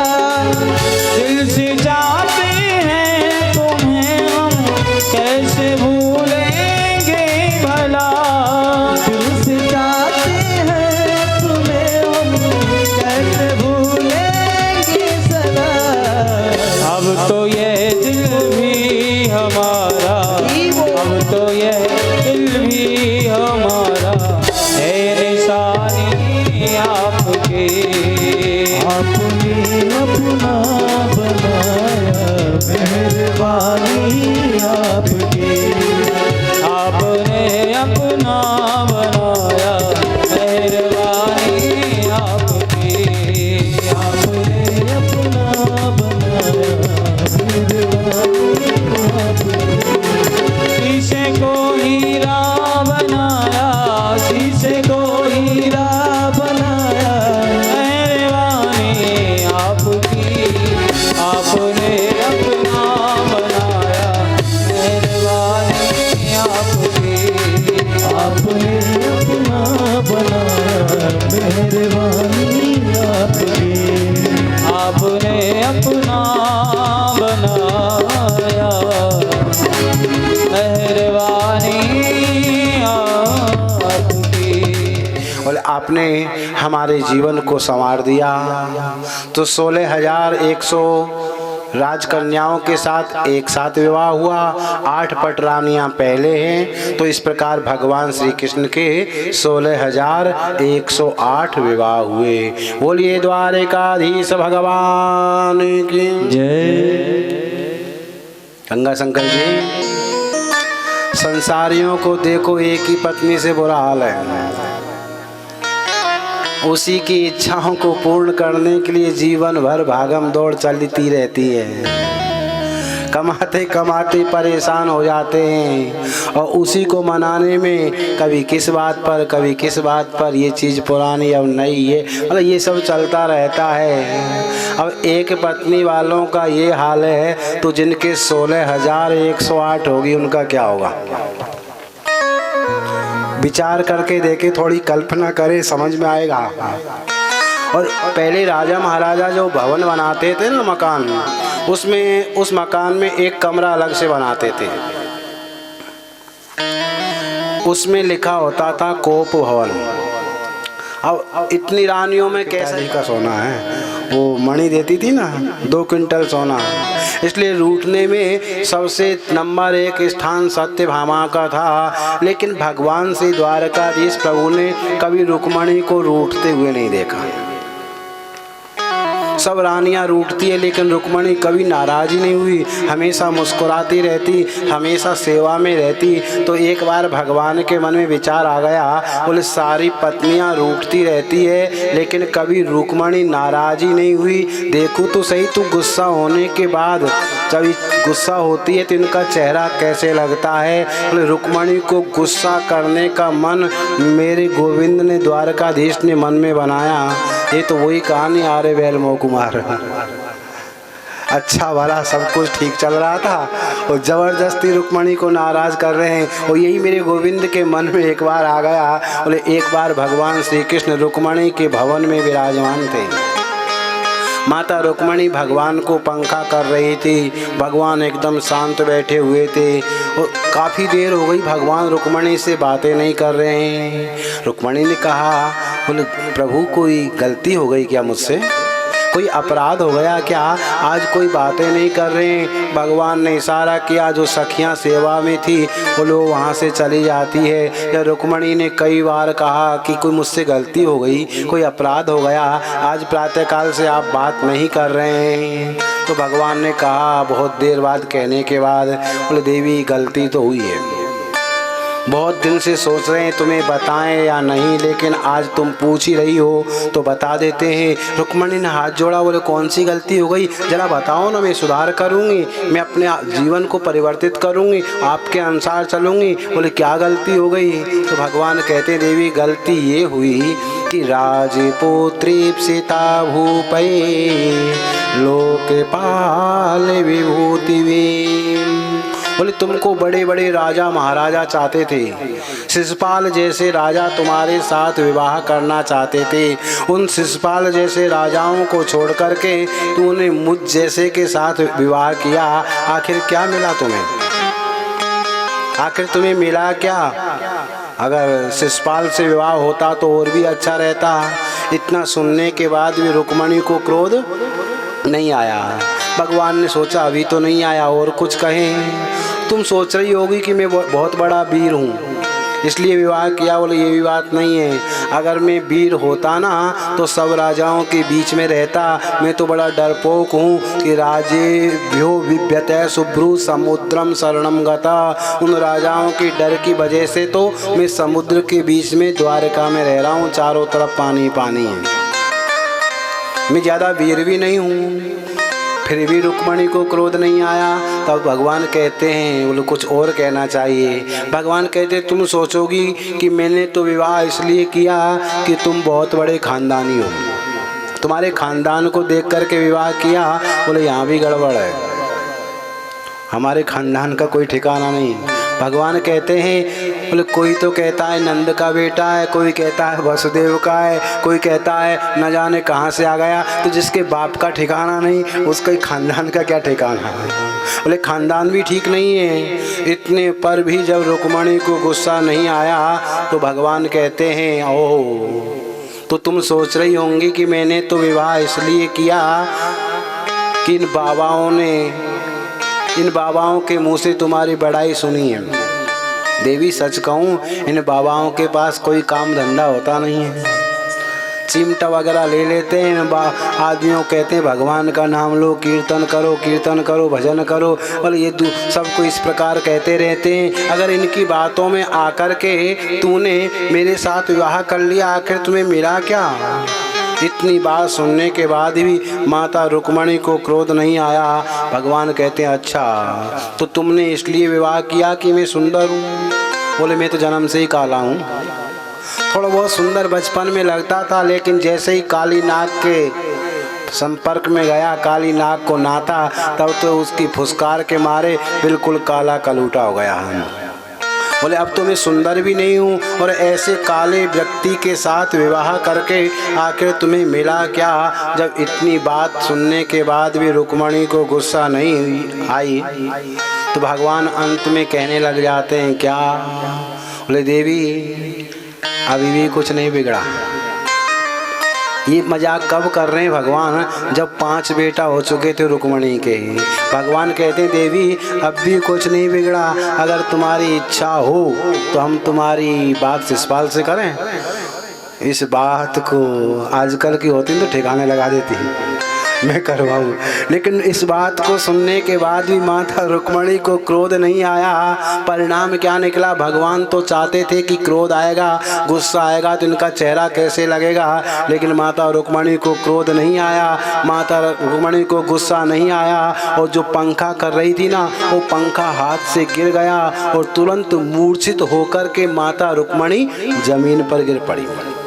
गुस्सा नहीं आया, मूर्छित होकर जमीन पर गिर पड़ी। भगवान ने सोचा ये तो उल्टा हो गया, मैं तो गुस्सा देखना चाह रहा था, ये तो मूर्छित हो गई। भगवान ने 4 भुजाएं धारण की, 2 हाथ से रुक्मणी को उठाया, एक से पसीना पहुंचा, एक हाथ से पंखा किया। थोड़ी देर के बाद माता रुक्मणी को होश आया तो आजकल की इनकी तरह नहीं बोली, वो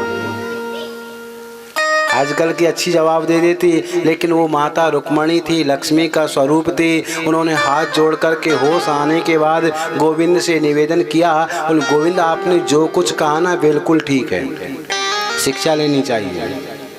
जो कुछ भी कहा बिल्कुल ठीक है। बोले आपने कहा और तुम्हारा और मेरा मेल नहीं, वास्तव में ठीक ही कहा। क्यों? बोले कहाँ तो मैं प्रकृति से आबद्ध एक साधारण स्त्री, और कहाँ आप प्रकृति से परे पुराण पुरुष। ये तो आपने कृपा करके मुझे अपना लिया, मैं आपके लायक नहीं थी, ये तो आपने मेरे ऊपर बहुत बड़ी कृपा की। दूसरी बात आपने कहा कि मैं राजाओं के डर से समुद्र के बीच में रहता हूँ, और ये भी बिल्कुल ठीक है। बोले जिस हृदय में काम क्रोध मद लोभ मत्सर ये शत्रु रहते हैं ना, आप उस हृदय में नहीं रहते, आप तो शुद्ध हृदय में निवास करते हो, जहाँ पर मन पवित्र होता है, ऐसे समुद्र में रहते हैं। तीसरी बात आपने कहा मेरे माता पिता का ठिकाना नहीं, बिल्कुल ठीक ही तो है। बोले इस सारे संसार के माता पिता तो आप हो, आपके माता पिता हो ही कौन सकते हैं, ये भी बिल्कुल ठीक है। आपने कहा ना, बोले संतों की बातों में आकर के मैंने आपके साथ विवाह किया, अगर आप इसे गलती मानते हो ना, तो मैं तो संसार की सारी स्त्रियों को ऐसी आज्ञा देती हूँ। रुक्मणी माँ कहती है, फिर संसार की सारी स्त्रियों को ऐसी आज्ञा देती हूँ कि संतों के बात में आकर के ऐसी गलती करे जिससे परमात्मा पति के रूप में मिल जाए। ये संतों की महिमा का तो प्रभाव है, नाम की महिमा का प्रभाव है, क्योंकि संत जो है ना परमात्मा के नाम का जप करते हैं और भवसागर को पार कर लेते हैं। प्रेमियों, नाम के सहारे ही इस भवसागर से पार होना संभव है, नहीं तो एक प्रसंग याद आ गया। हमारे 4 भारतीय बालक कुछ दिन तो भारत में पढ़े, और भारत में पढ़ने के बाद जैसे 10वीं 12वीं की वो अमेरिका पढ़ने के लिए चले गए, और वहाँ जा कर के उन्होंने बड़ी सुंदर पढ़ाई की, वहीं पर उनकी नौकरी लग गई, अच्छा पैकेज मिल गया, वहीं पर उन्होंने विवाह कर लिया, और कई वर्षों तक वो अमेरिका में ही रहे। अब जब भारत में रहते थे तो बड़े बूढ़ों से राम राम करते थे, राधे राधे करते थे, जय श्री कृष्ण करते थे, ये भारतीय संस्कृति है। और जब 20 साल अमेरिका में रह गए, भारत आए नहीं, तो वहाँ राम राम थोड़ी, वहाँ तो हलो हाय चलते हैं। ध्यान रखना, मिलते हैं तब हाय हाय, और बिछड़ते हैं तब भी हाय हाय। हाय हाय कब की जाती है,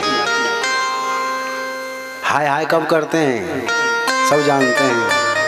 जब कोई बहुत बड़ा कष्ट घर में आ जाता है ना, तब हाय हाय होती है, लेकिन अब तो रोज की हाय हाय हो गई। मिले किसी से सुख में तो भी हाय हाय, और बिछड़े तब भी हाय हाय। कैसी संस्कृति लेकर के भारत में आ गए। वहीं पर नौकरी करने लगे, वहीं पर उनका विवाह हो गया। 20-25 वर्ष के बाद उनके मन में विचार आया, बोलो चलो इंडिया घूम कर के आते हैं। तो जैसे ही वो चारों मिलकर के अपनी पत्नियों के साथ बोले इंडिया में आए, अब भारत को भारत नहीं, हिंदुस्तान नहीं, वो इंडिया कह रहे हैं। जैसे ही वो इंडिया में आए तो उनका जो गांव था ना, वो माँ गंगा के किनारे पर था। गर्मी के दिन थे, उन्होंने व्यवस्था की, जैसे ही 3-4 बजे 5 बजे गर्मियों के दिन, बोले सोचो नदी के किनारे घूम करके आते हैं, थोड़ी राहत मिलेगी गर्मी से। तो वो माँ गंगा के किनारे पर जाते हैं, घूमना आरंभ कर देते हैं। वहीं पर एक केवट बैठा हुआ था, वो नौका वहाँ पर खड़ी हुई थी। तो चारों भारतीय जो विदेश से पढ़ कर के आए थे ना, उन्होंने उस केवट से कहा, भैया हम इस नदी में घूमना चाहते हैं, क्या घुमा दोगे? बोले नदी मत बोलो, गंगा माँ बोलो। बोले ठीक है भैया, जो भी तुम्हारी इच्छा है, क्या इसमें घुमा दोगे? बोले पैसा लगेगा, वो बिल्कुल ले लेना। चारों भारतीय सज्जन जो विदेश से पढ़ कर के आए नौका में बैठ जाते हैं और नौका में बैठने के बाद जैसे ही केवट नौका चलाना आरंभ करता है, पार करेंगे नैया भजो कृष्ण कन्हैया। इस प्रकार भगवान का नाम संकीर्तन भजन शुरू कर देता है। और चारों बालक जो पढ़ कर के आए थे, घूम रहे थे ना, चारों हंसने लगे और ये सब सुधर गए, सब कहाँ पहुँच गए, लेकिन ये इंडियन वहाँ के वहीं हैं। वही राम, वही कृष्ण, वही गोविंद बोले इन्हीं के पीछे पड़े हुए हैं। उसमें से एक सज्जन खड़ा हुआ और कहने लगा, बोले क्यों भैया केवट तुम अंग्रेजी जानते हो? तुम अंग्रेजी जानते हो? बोले नहीं बाबूजी मैं तो अंग्रेजी बिल्कुल नहीं जानता।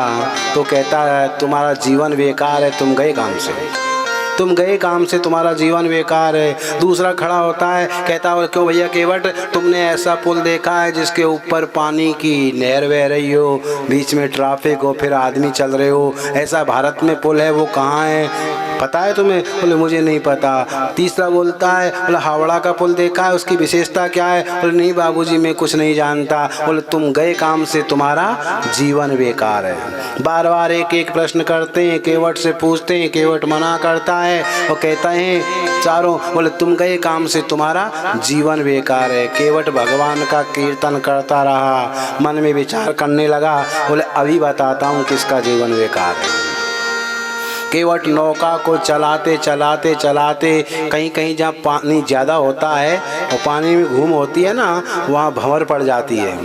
जानबूझ करके केवट उस नौका को उस भंवर के में ले जाता है और जैसे ही नौका भंवर में गई, नौका घूमने लगी, वो चारों छटपटाने लगे। बोले केवट ये क्या हो गया, नौका घूम क्यों रही है, नाव घूम क्यों रही है? बोले बाबूजी ये भंवर में फंस गई है।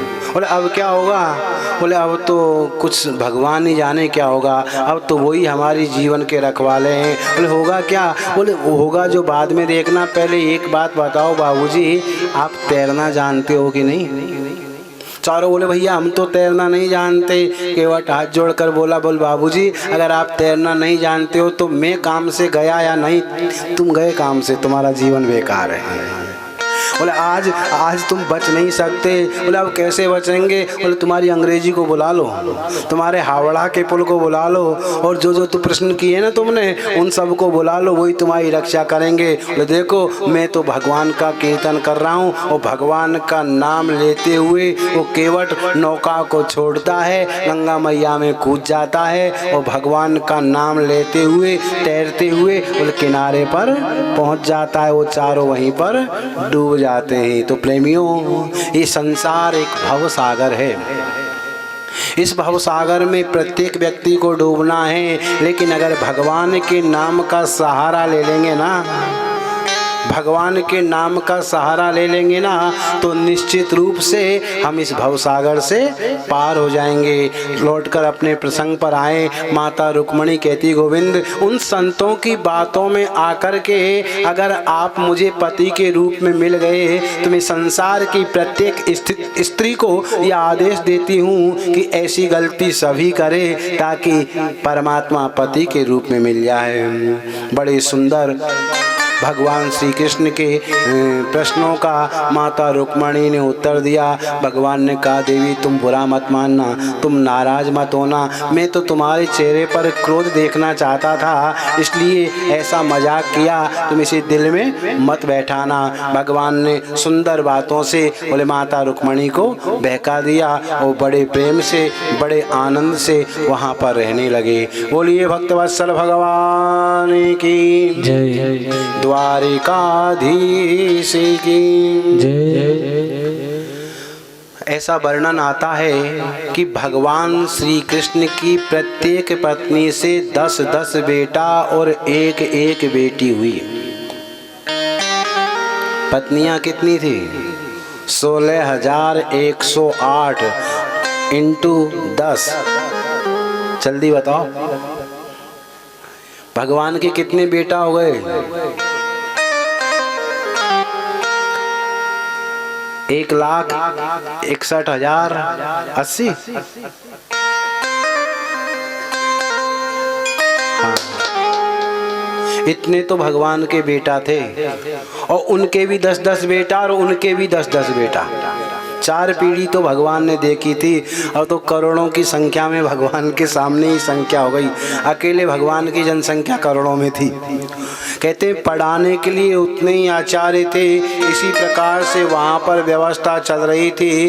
तो इधर देखिए भगवान श्री कृष्ण को खुश करने के लिए बोले, जो भगवान श्री कृष्ण के साले रुक्मी है ना, रुक्मी ने अपनी बहन रुक्मणी का विवाह श्री कृष्ण के साथ में किया।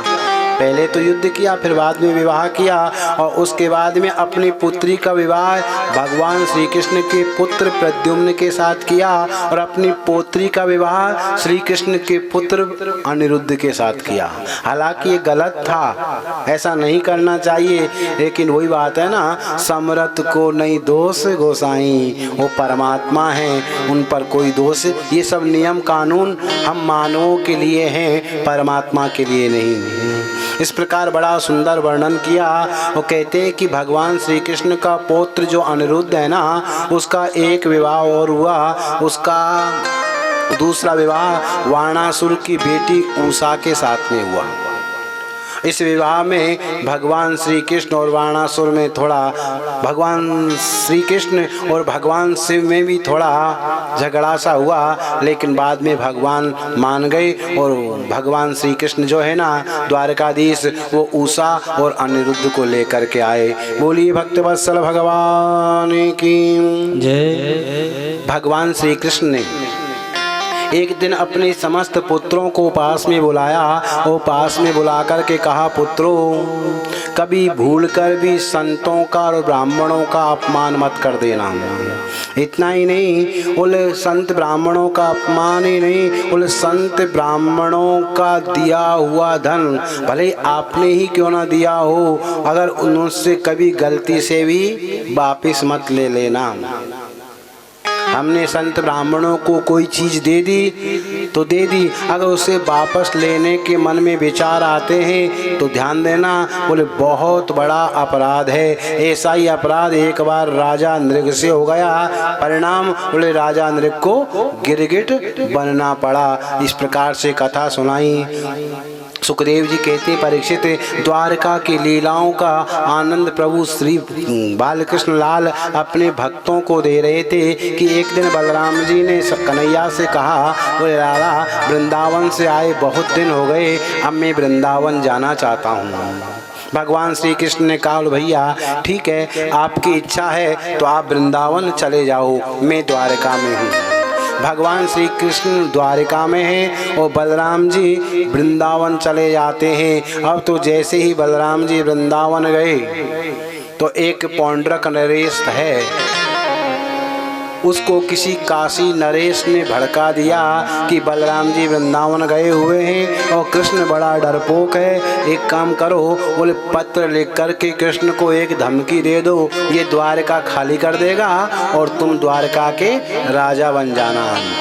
इस प्रकार से उन्होंने योजना बनाई और तुरंत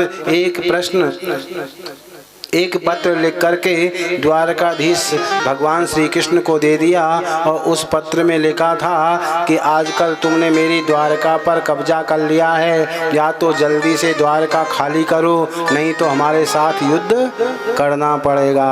भगवान श्री कृष्ण ने पत्र पढ़ा, हंसने लगे। उद्धव आदि ने पूछा, बोले हंस क्यों रहे हो? बोले लगता है सच्चा वासुदेव पैदा हो गया है, हम झूठे वासुदेव है। और उन्होंने पौंड्रक ने ना 10, 20, 50 रुपये दे करके बोले किसी कवि को 100-200 रुपये दिए और अपने नाम की एक आरती स्तुति भी छिपवा ली। आजकल छिपवा लेते हैं ना। और आरती कैसी थी आपको बताएं? ओम जय पौंड्रक देवा, स्वामी जय पौंड्रक देवा, भक्ति जनों का संकट, भक्ति जनों का संकट प्राण निकालेवा। ओम जय पौंड्रक देवा। जय पौंड्रक देवा, स्वामी जय पौंड्रक देवा। भक्त जनों का संकट, भक्त जनों के संकट नहीं, भक्त जनों का संकट प्राणन का लेवा, ओम जय पौंड्रक देवा। और दो चार अपने नाम की स्तुति आदि छिपवा ली। अब तो भगवान ने सोचा जब ये भगवान बन ही गया है तो हमें इनसे मिलने के लिए जाना चाहिए। भगवान उद्धव आदि को साथ में लेकर के पौंड्रक के वहाँ जाते हैं। तो पौंड्रक ने क्या व्यवस्था कर ली, बोले 2 हाथ तो उसके है ही है। वासुदेव बनने के लिए उसने 2 हाथ लकड़ी के लगवा लिए, 4 हाथ अपने बना लिए। और इतना ही नहीं, बोले एक गरुड़ भी चाबी दे करके उड़ने वाला बना लिया, तो 2-3 किलोमीटर उड़ जाए ऐसा गरुड़ चाबी बैटरी आदि का सिस्टम करके बना लिया। अब तो सारे भक्त उसे वासुदेव के नाम से कहकर के पुकारने लगे। भगवान उद्धव आदि के साथ में गए और जैसे ही उसे देखा उद्धव से कहा, गोविंद ने बोले बिल्कुल मेरे तो 2 ही हाथ है, कभी कभी 4 होते हैं और इसने तो परमानेंट 4 हाथ बना लिए।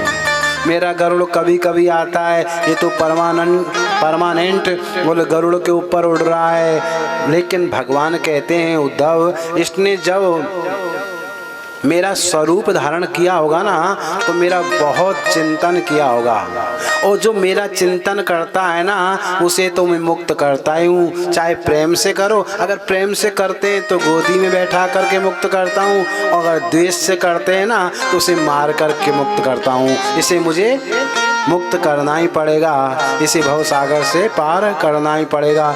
जैसे भगवान उद्धव आदि गए, कोई आरती करने लगा, कोई स्तुति करने लगा, इस प्रकार नाटक करना आरंभ कर दिया। उसने तो सब व्यवस्था कर रखी थी और भगवान हंसने लगे, और जैसे हंसने लगे उसने भी इशारा किया। भगवान ने सामने जाकर के हाथ को ऐसे किया, तुरंत सुदर्शन चक्र का आह्वान किया। सुदर्शन चक्र अंगुली में आ गए, आदेश दिया, और जैसे ही सुदर्शन चक्र को आदेश मिला, सुदर्शन चक्र भगवान के आदेश का पालन करते ही चल देता है और पौंड्रक वासुदेव के सिर को धड़ से अलग।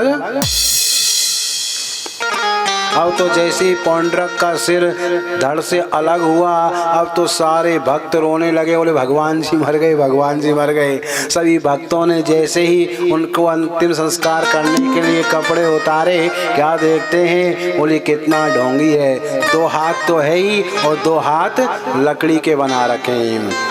गरुड़ को देखा, बोलो वो भी बिल्कुल लकड़ी का था। सभी लोगों को बड़ा पश्चाताप हुआ। आजकल ढोंग का ही कुछ युग ज़्यादा हो रहा है। ध्यान रखना, भगवान को ढोंग, छल, कपट बिल्कुल भी अच्छे नहीं लगते। भगवान कहते हैं कि निर्मल मन जन सो मोहि पावा, मोहि कपट छल छिद्र न भावा। जो छल छिद्र कपट ढोंग आदि करते हैं ना, वो कुछ ही दिन राजा बनते हैं, कुछ ही दिन सम्मान पाते हैं, और कुछ ही दिन में उनके जीवन का पतन प्रारंभ हो जाता है। भगवान को ढोंग छल कपट बिल्कुल भी अच्छा नहीं लगता। पौंड्रक के जीवन का अंत किया। इसके बाद नारद जी ने भगवान के गृहस्थ जीवन का दर्शन किया।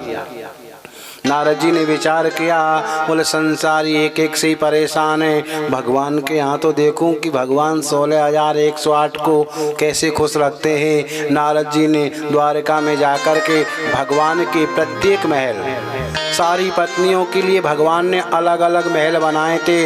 नारद जी ने विचार किया सबके दर्शन करना है।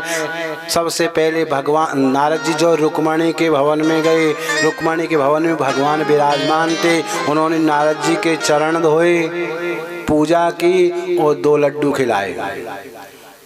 भगवान समझ गए, बोले रुक्मणी के यहाँ है। सत्यभामा के, बोले वहाँ भी भगवान विराजमान थे।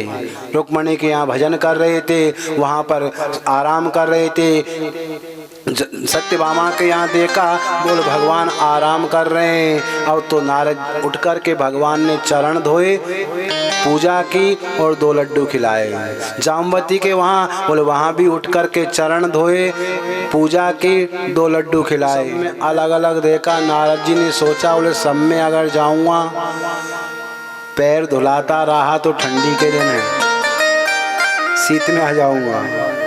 और ज़्यादा भी नहीं, 2-2 लड्डू भी खाऊंगा ना तो कितने लड्डू हो जाएंगे? 16,108 माइल है, डबल हो जाएंगे। इतनी गुंजाइश मेरे पेट में नहीं है। तो नारद जी ने अंदर ना जा कर के कहीं खिड़की से कहीं दरवाजे से अलग अलग देखना आरंभ किया। क्या देखते हैं? और प्रत्येक भवन में भगवान अलग अलग रूप धारण करके उनके साथ विराजमान है। अंत में रुक्मणी के भवन में वापस आए ना, नारद जी को दर्शन करने में 3 महीने लग गए। 3 महीने बाद बोले रुक्मणी के भवन में आते हैं। भगवान ने कहा नारद जी दर्शन हो गए, चरणों में गिर गए। बोले प्रभु मेरे मन में शंका आ गई थी, जब पृथ्वी के कण कण में आप रह सकते हैं तो 16,108 रूप बनाना कौन बड़ी बात है। प्रणाम किया और वहाँ से चल देते हैं। सुखदेव जी कहते परीक्षित, कुछ दिन के बाद नारद जी भगवान के दर्शन करने के लिए पुनः द्वारका में आते हैं। भगवान ने पूछा कहो नारद कैसे आना हुआ? तो नारद जी ने स्पष्ट किया प्रभु बात ऐसी है, बोले पांडवों ने एक नई राजधानी बनाई है, उसका नाम इंद्रप्रस्थ है। ये दिल्ली है ना, इस दिल्ली को पहले इंद्रप्रस्थ के नाम से ही जानते थे।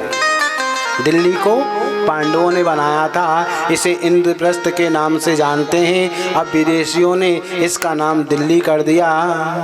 ये पांडवों की राजधानी थी। नारद जी कहते हैं प्रभु बोले पांडवों ने एक इंद्रप्रस्थ नाम की राजधानी बनाई है, वहाँ पर वो राजसू यज्ञ करना चाहते हैं और आपको निमंत्रण देने के लिए मुझे भेजा है। आप वहाँ चलिए और उनके यज्ञ को पूर्ण करवाइए, शुरू करवा करके उसे पूर्ण करवाइए। भगवान ने कहा नारद जी ठीक है, हम जरूर आएंगे। इतने में एक दूत और आता है गया से। वो आकर कहता है महाराज जरासंध एक बड़े ही दुष्ट प्रतापी राजा है और उन्होंने अपने महल में कई हजार राजाओं को बंद करके डाल रखा है कारागार में। वो सब राजाओं ने गुप्त रूप से मुझे भेजा है, आप चल कर के उन राजाओं को जरासंध की कैद से मुक्त करवाइए। एक ही समय में 2 कार्य भगवान के पास में आ जाते हैं। भगवान कहते हैं ठीक है, मैं उन राजाओं से कहना मैं शीघ्र ही उनको मुक्त करूँगा। भगवान ने उद्धव से सलाह ली और पहले कहाँ चलना चाहिए? बोले पहले हम पांडवों के पास में चलते हैं, वहीं से कोई योजना बनाएंगे। अब तो मेरे गोविंद उद्धव आदि को साथ में लेकर के इंद्रप्रस्थ जाते हैं। पांडवों ने बड़ा सुंदर स्वागत किया। इसके बाद भगवान ने कहा बोले तुम राजसूय यज्ञ करना चाहते हो, बड़ी खुशी की बात है। पहली बात तुम्हारे पास इतना पर्याप्त धन नहीं है जितना राजसूय यज्ञ में चाहिए।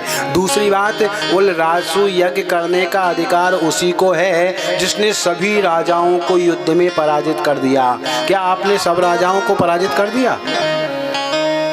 पांडवों ने कहा और सब राजाओं को तो हमने जीत लिया, केवल हम जरासंध को नहीं जीत पाए। बोले उसके पास इतनी सेना है कि उसको जीतना बड़ा कठिन है। बोले जब तक जरासंध को नहीं जीतते बोले राजसूय यज्ञ नहीं हो सकता।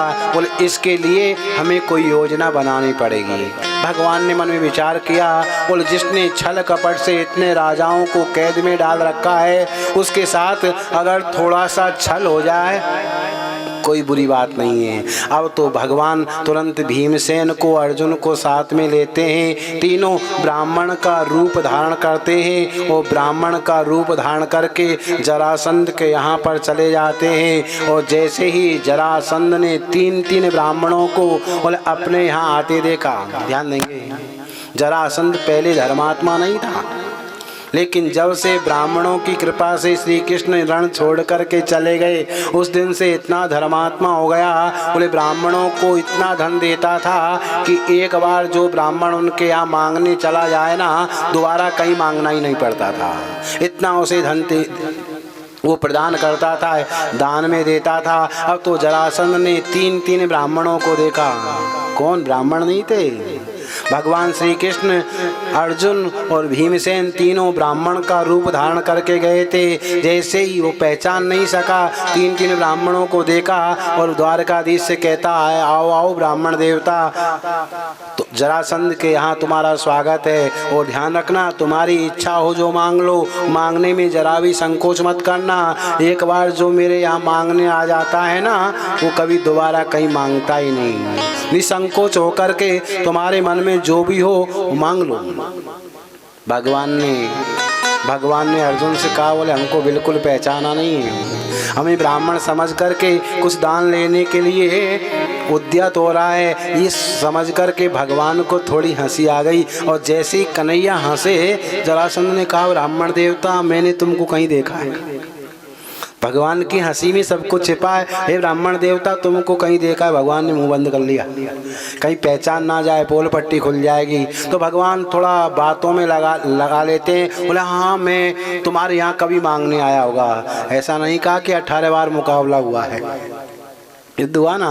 भगवान ने मुंह बंद कर लिया। बोले मांगिए क्या चाहिए। बोले पहले वचन दो कि जो हम मांगेंगे वो मिलेगा। जरासंध वचन दे देता है। भगवान कहते हैं कि अगर देना चाहते हो तो युद्धम नो देहि राजेंद्र द्वंद्व से यदि मन्यसे। अगर देना चाहते हो तो हम तीनों में से किसी एक के साथ युद्ध करो।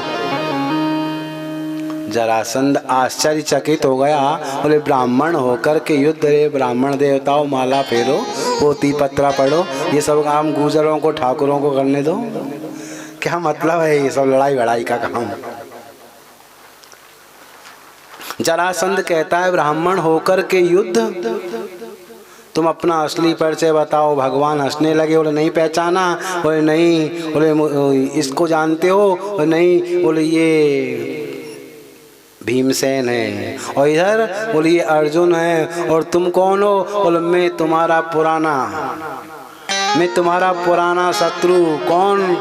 बोले श्री कृष्ण। अच्छा तो तुम कृष्ण हो, द्वारकाधीश हो, और ये पांडु बंधु है, पहले क्यों नहीं बताया। और तुम देते नहीं, कोई फर्क नहीं पड़ता।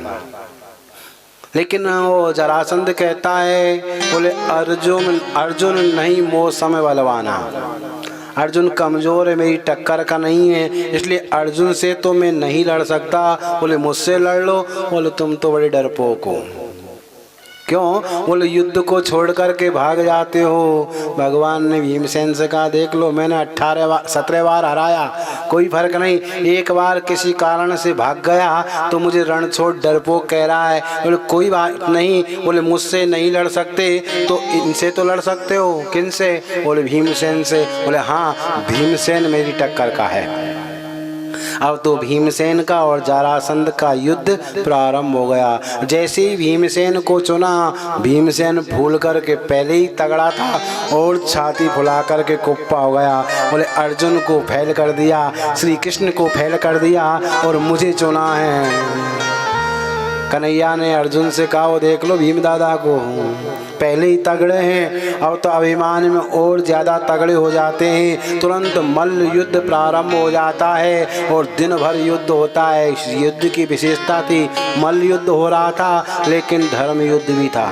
कैसे। बोले सुबह से लेकर के सूर्योदय से लेकर के सूर्य अस्त तक दोनों में मल्ल युद्ध हो रहा है, और शाम को सूर्य अस्त के बाद चारों एक साथ भोजन कर रहे हैं। भीमसेन, कृष्ण, अर्जुन और जरासंध चारों एक साथ भोजन कर रहे हैं और एक साथ सो रहे हैं। यह है शत्रु है लेकिन फिर भी धर्म युद्ध। और आजकल का युद्ध सब जानते हैं ना। हमसे उसकी गली में कुछ कह दिया तो हमारी गली में आकर के बताना, यही होता है ना। और धर्म युद्ध हो रहा है, कई दिन तक युद्ध होता रहा। परिणाम उल जरासंध की मुष्टिका प्रहारों से भीमसेन की नस ढीली हो जाती है। भीमसेन एक दिन एकांत पाकर के द्वारकाधीश के पास में जाता है और जाकर कहता है, बोले ये मानव नहीं है, ये पहाड़ है। जरासंध कोई योद्धा नहीं, पहाड़ है। बोले मैं मारता हूँ कोई फर्क नहीं पड़ता। बोले इसकी मुष्टिका प्रहारों से मेरी नस नस ढीली हो गई है, मेरे बस की बात नहीं है कि इससे मैं युद्ध कर पाऊँगा, इसको जीत पाऊँगा। भगवान कहते हम क्या करें, चैन तो तुम्हारा ही हुआ है, पास तो तुमको ही किया है, अब क्या करें। भीमसेन कहता है, बोले या तो भाग चलो नहीं तो मैं अकेला भाग जाऊँगा। मेरे बस की बात नहीं है कि मैं युद्ध कर पाऊँ। भगवान ने कहा कोई बात नहीं, भले आदमी इतना अभिमान कर लिया, दिन भर युद्ध करता है, मुझे देखता है क्या? बोले नहीं। बोले कल मुझे देखना। और दूसरे दिन जैसे ही भीमसेन युद्ध करने के लिए गया, मेरे गोविंद की तरफ देखा, गोविंद ने एक तिनका उठाया, उसे ऐसे चीरा और विपरीत दिशाओं में फेंक दिया। भीमसेन ने देखा, तुरंत जरासंध के पैर पर पैर रखा, चीर दिया, विपरीत दिशाओं में फेंक दिया। बोले जरासंध के जीवन का अंत हो गया। सभी राजाओं को मुक्त किया, मुक्त करके सभी राजाओं को अपने अपने राज्य में भेजा। सभी राजा अपने अपने राज्य में जाकर के बहुत सारा धन लेकर के राजसू यज्ञ में पधारते हैं और राजसू यज्ञ प्रारंभ हो जाता है। बोलिए भक्तवत्सल भगवान की जय। आइए राजसू यज्ञ के प्रारंभ होने से पूर्ण हम 2 मिनट भगवान का कीर्तन करेंगे, क्योंकि कोई भी मंगल कार्य को करने से पहले भगवान का नाम बहुत ही जरूरी है। आचार्य जी, भगवान के नाम में इतनी ताकत है। आप कोई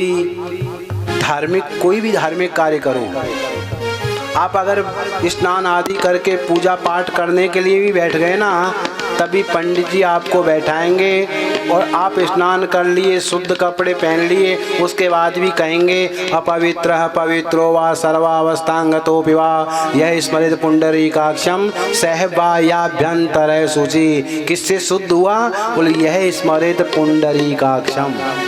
स्नान आदि सब हो गया, शुद्ध कपड़े पहन लिए, उसके बाद भी पुंडरीकाक्ष भगवान का स्मरण करने से ही पूर्ण रूप से शुद्ध होता है। कहने का मतलब कोई भी कार्य के प्रारंभ से पहले भगवत स्मरण जरूर होना चाहिए। तो आइए राजसू यज्ञ प्रारंभ हो रहा है। राजसू यज्ञ के प्रारंभ से पूर्व 2 मिनट बड़े प्रेम से उस परमात्मा का नाम संकीर्तन, एक भजन हो जाए, उसके बाद राजसू यज्ञ का वर्णन होगा।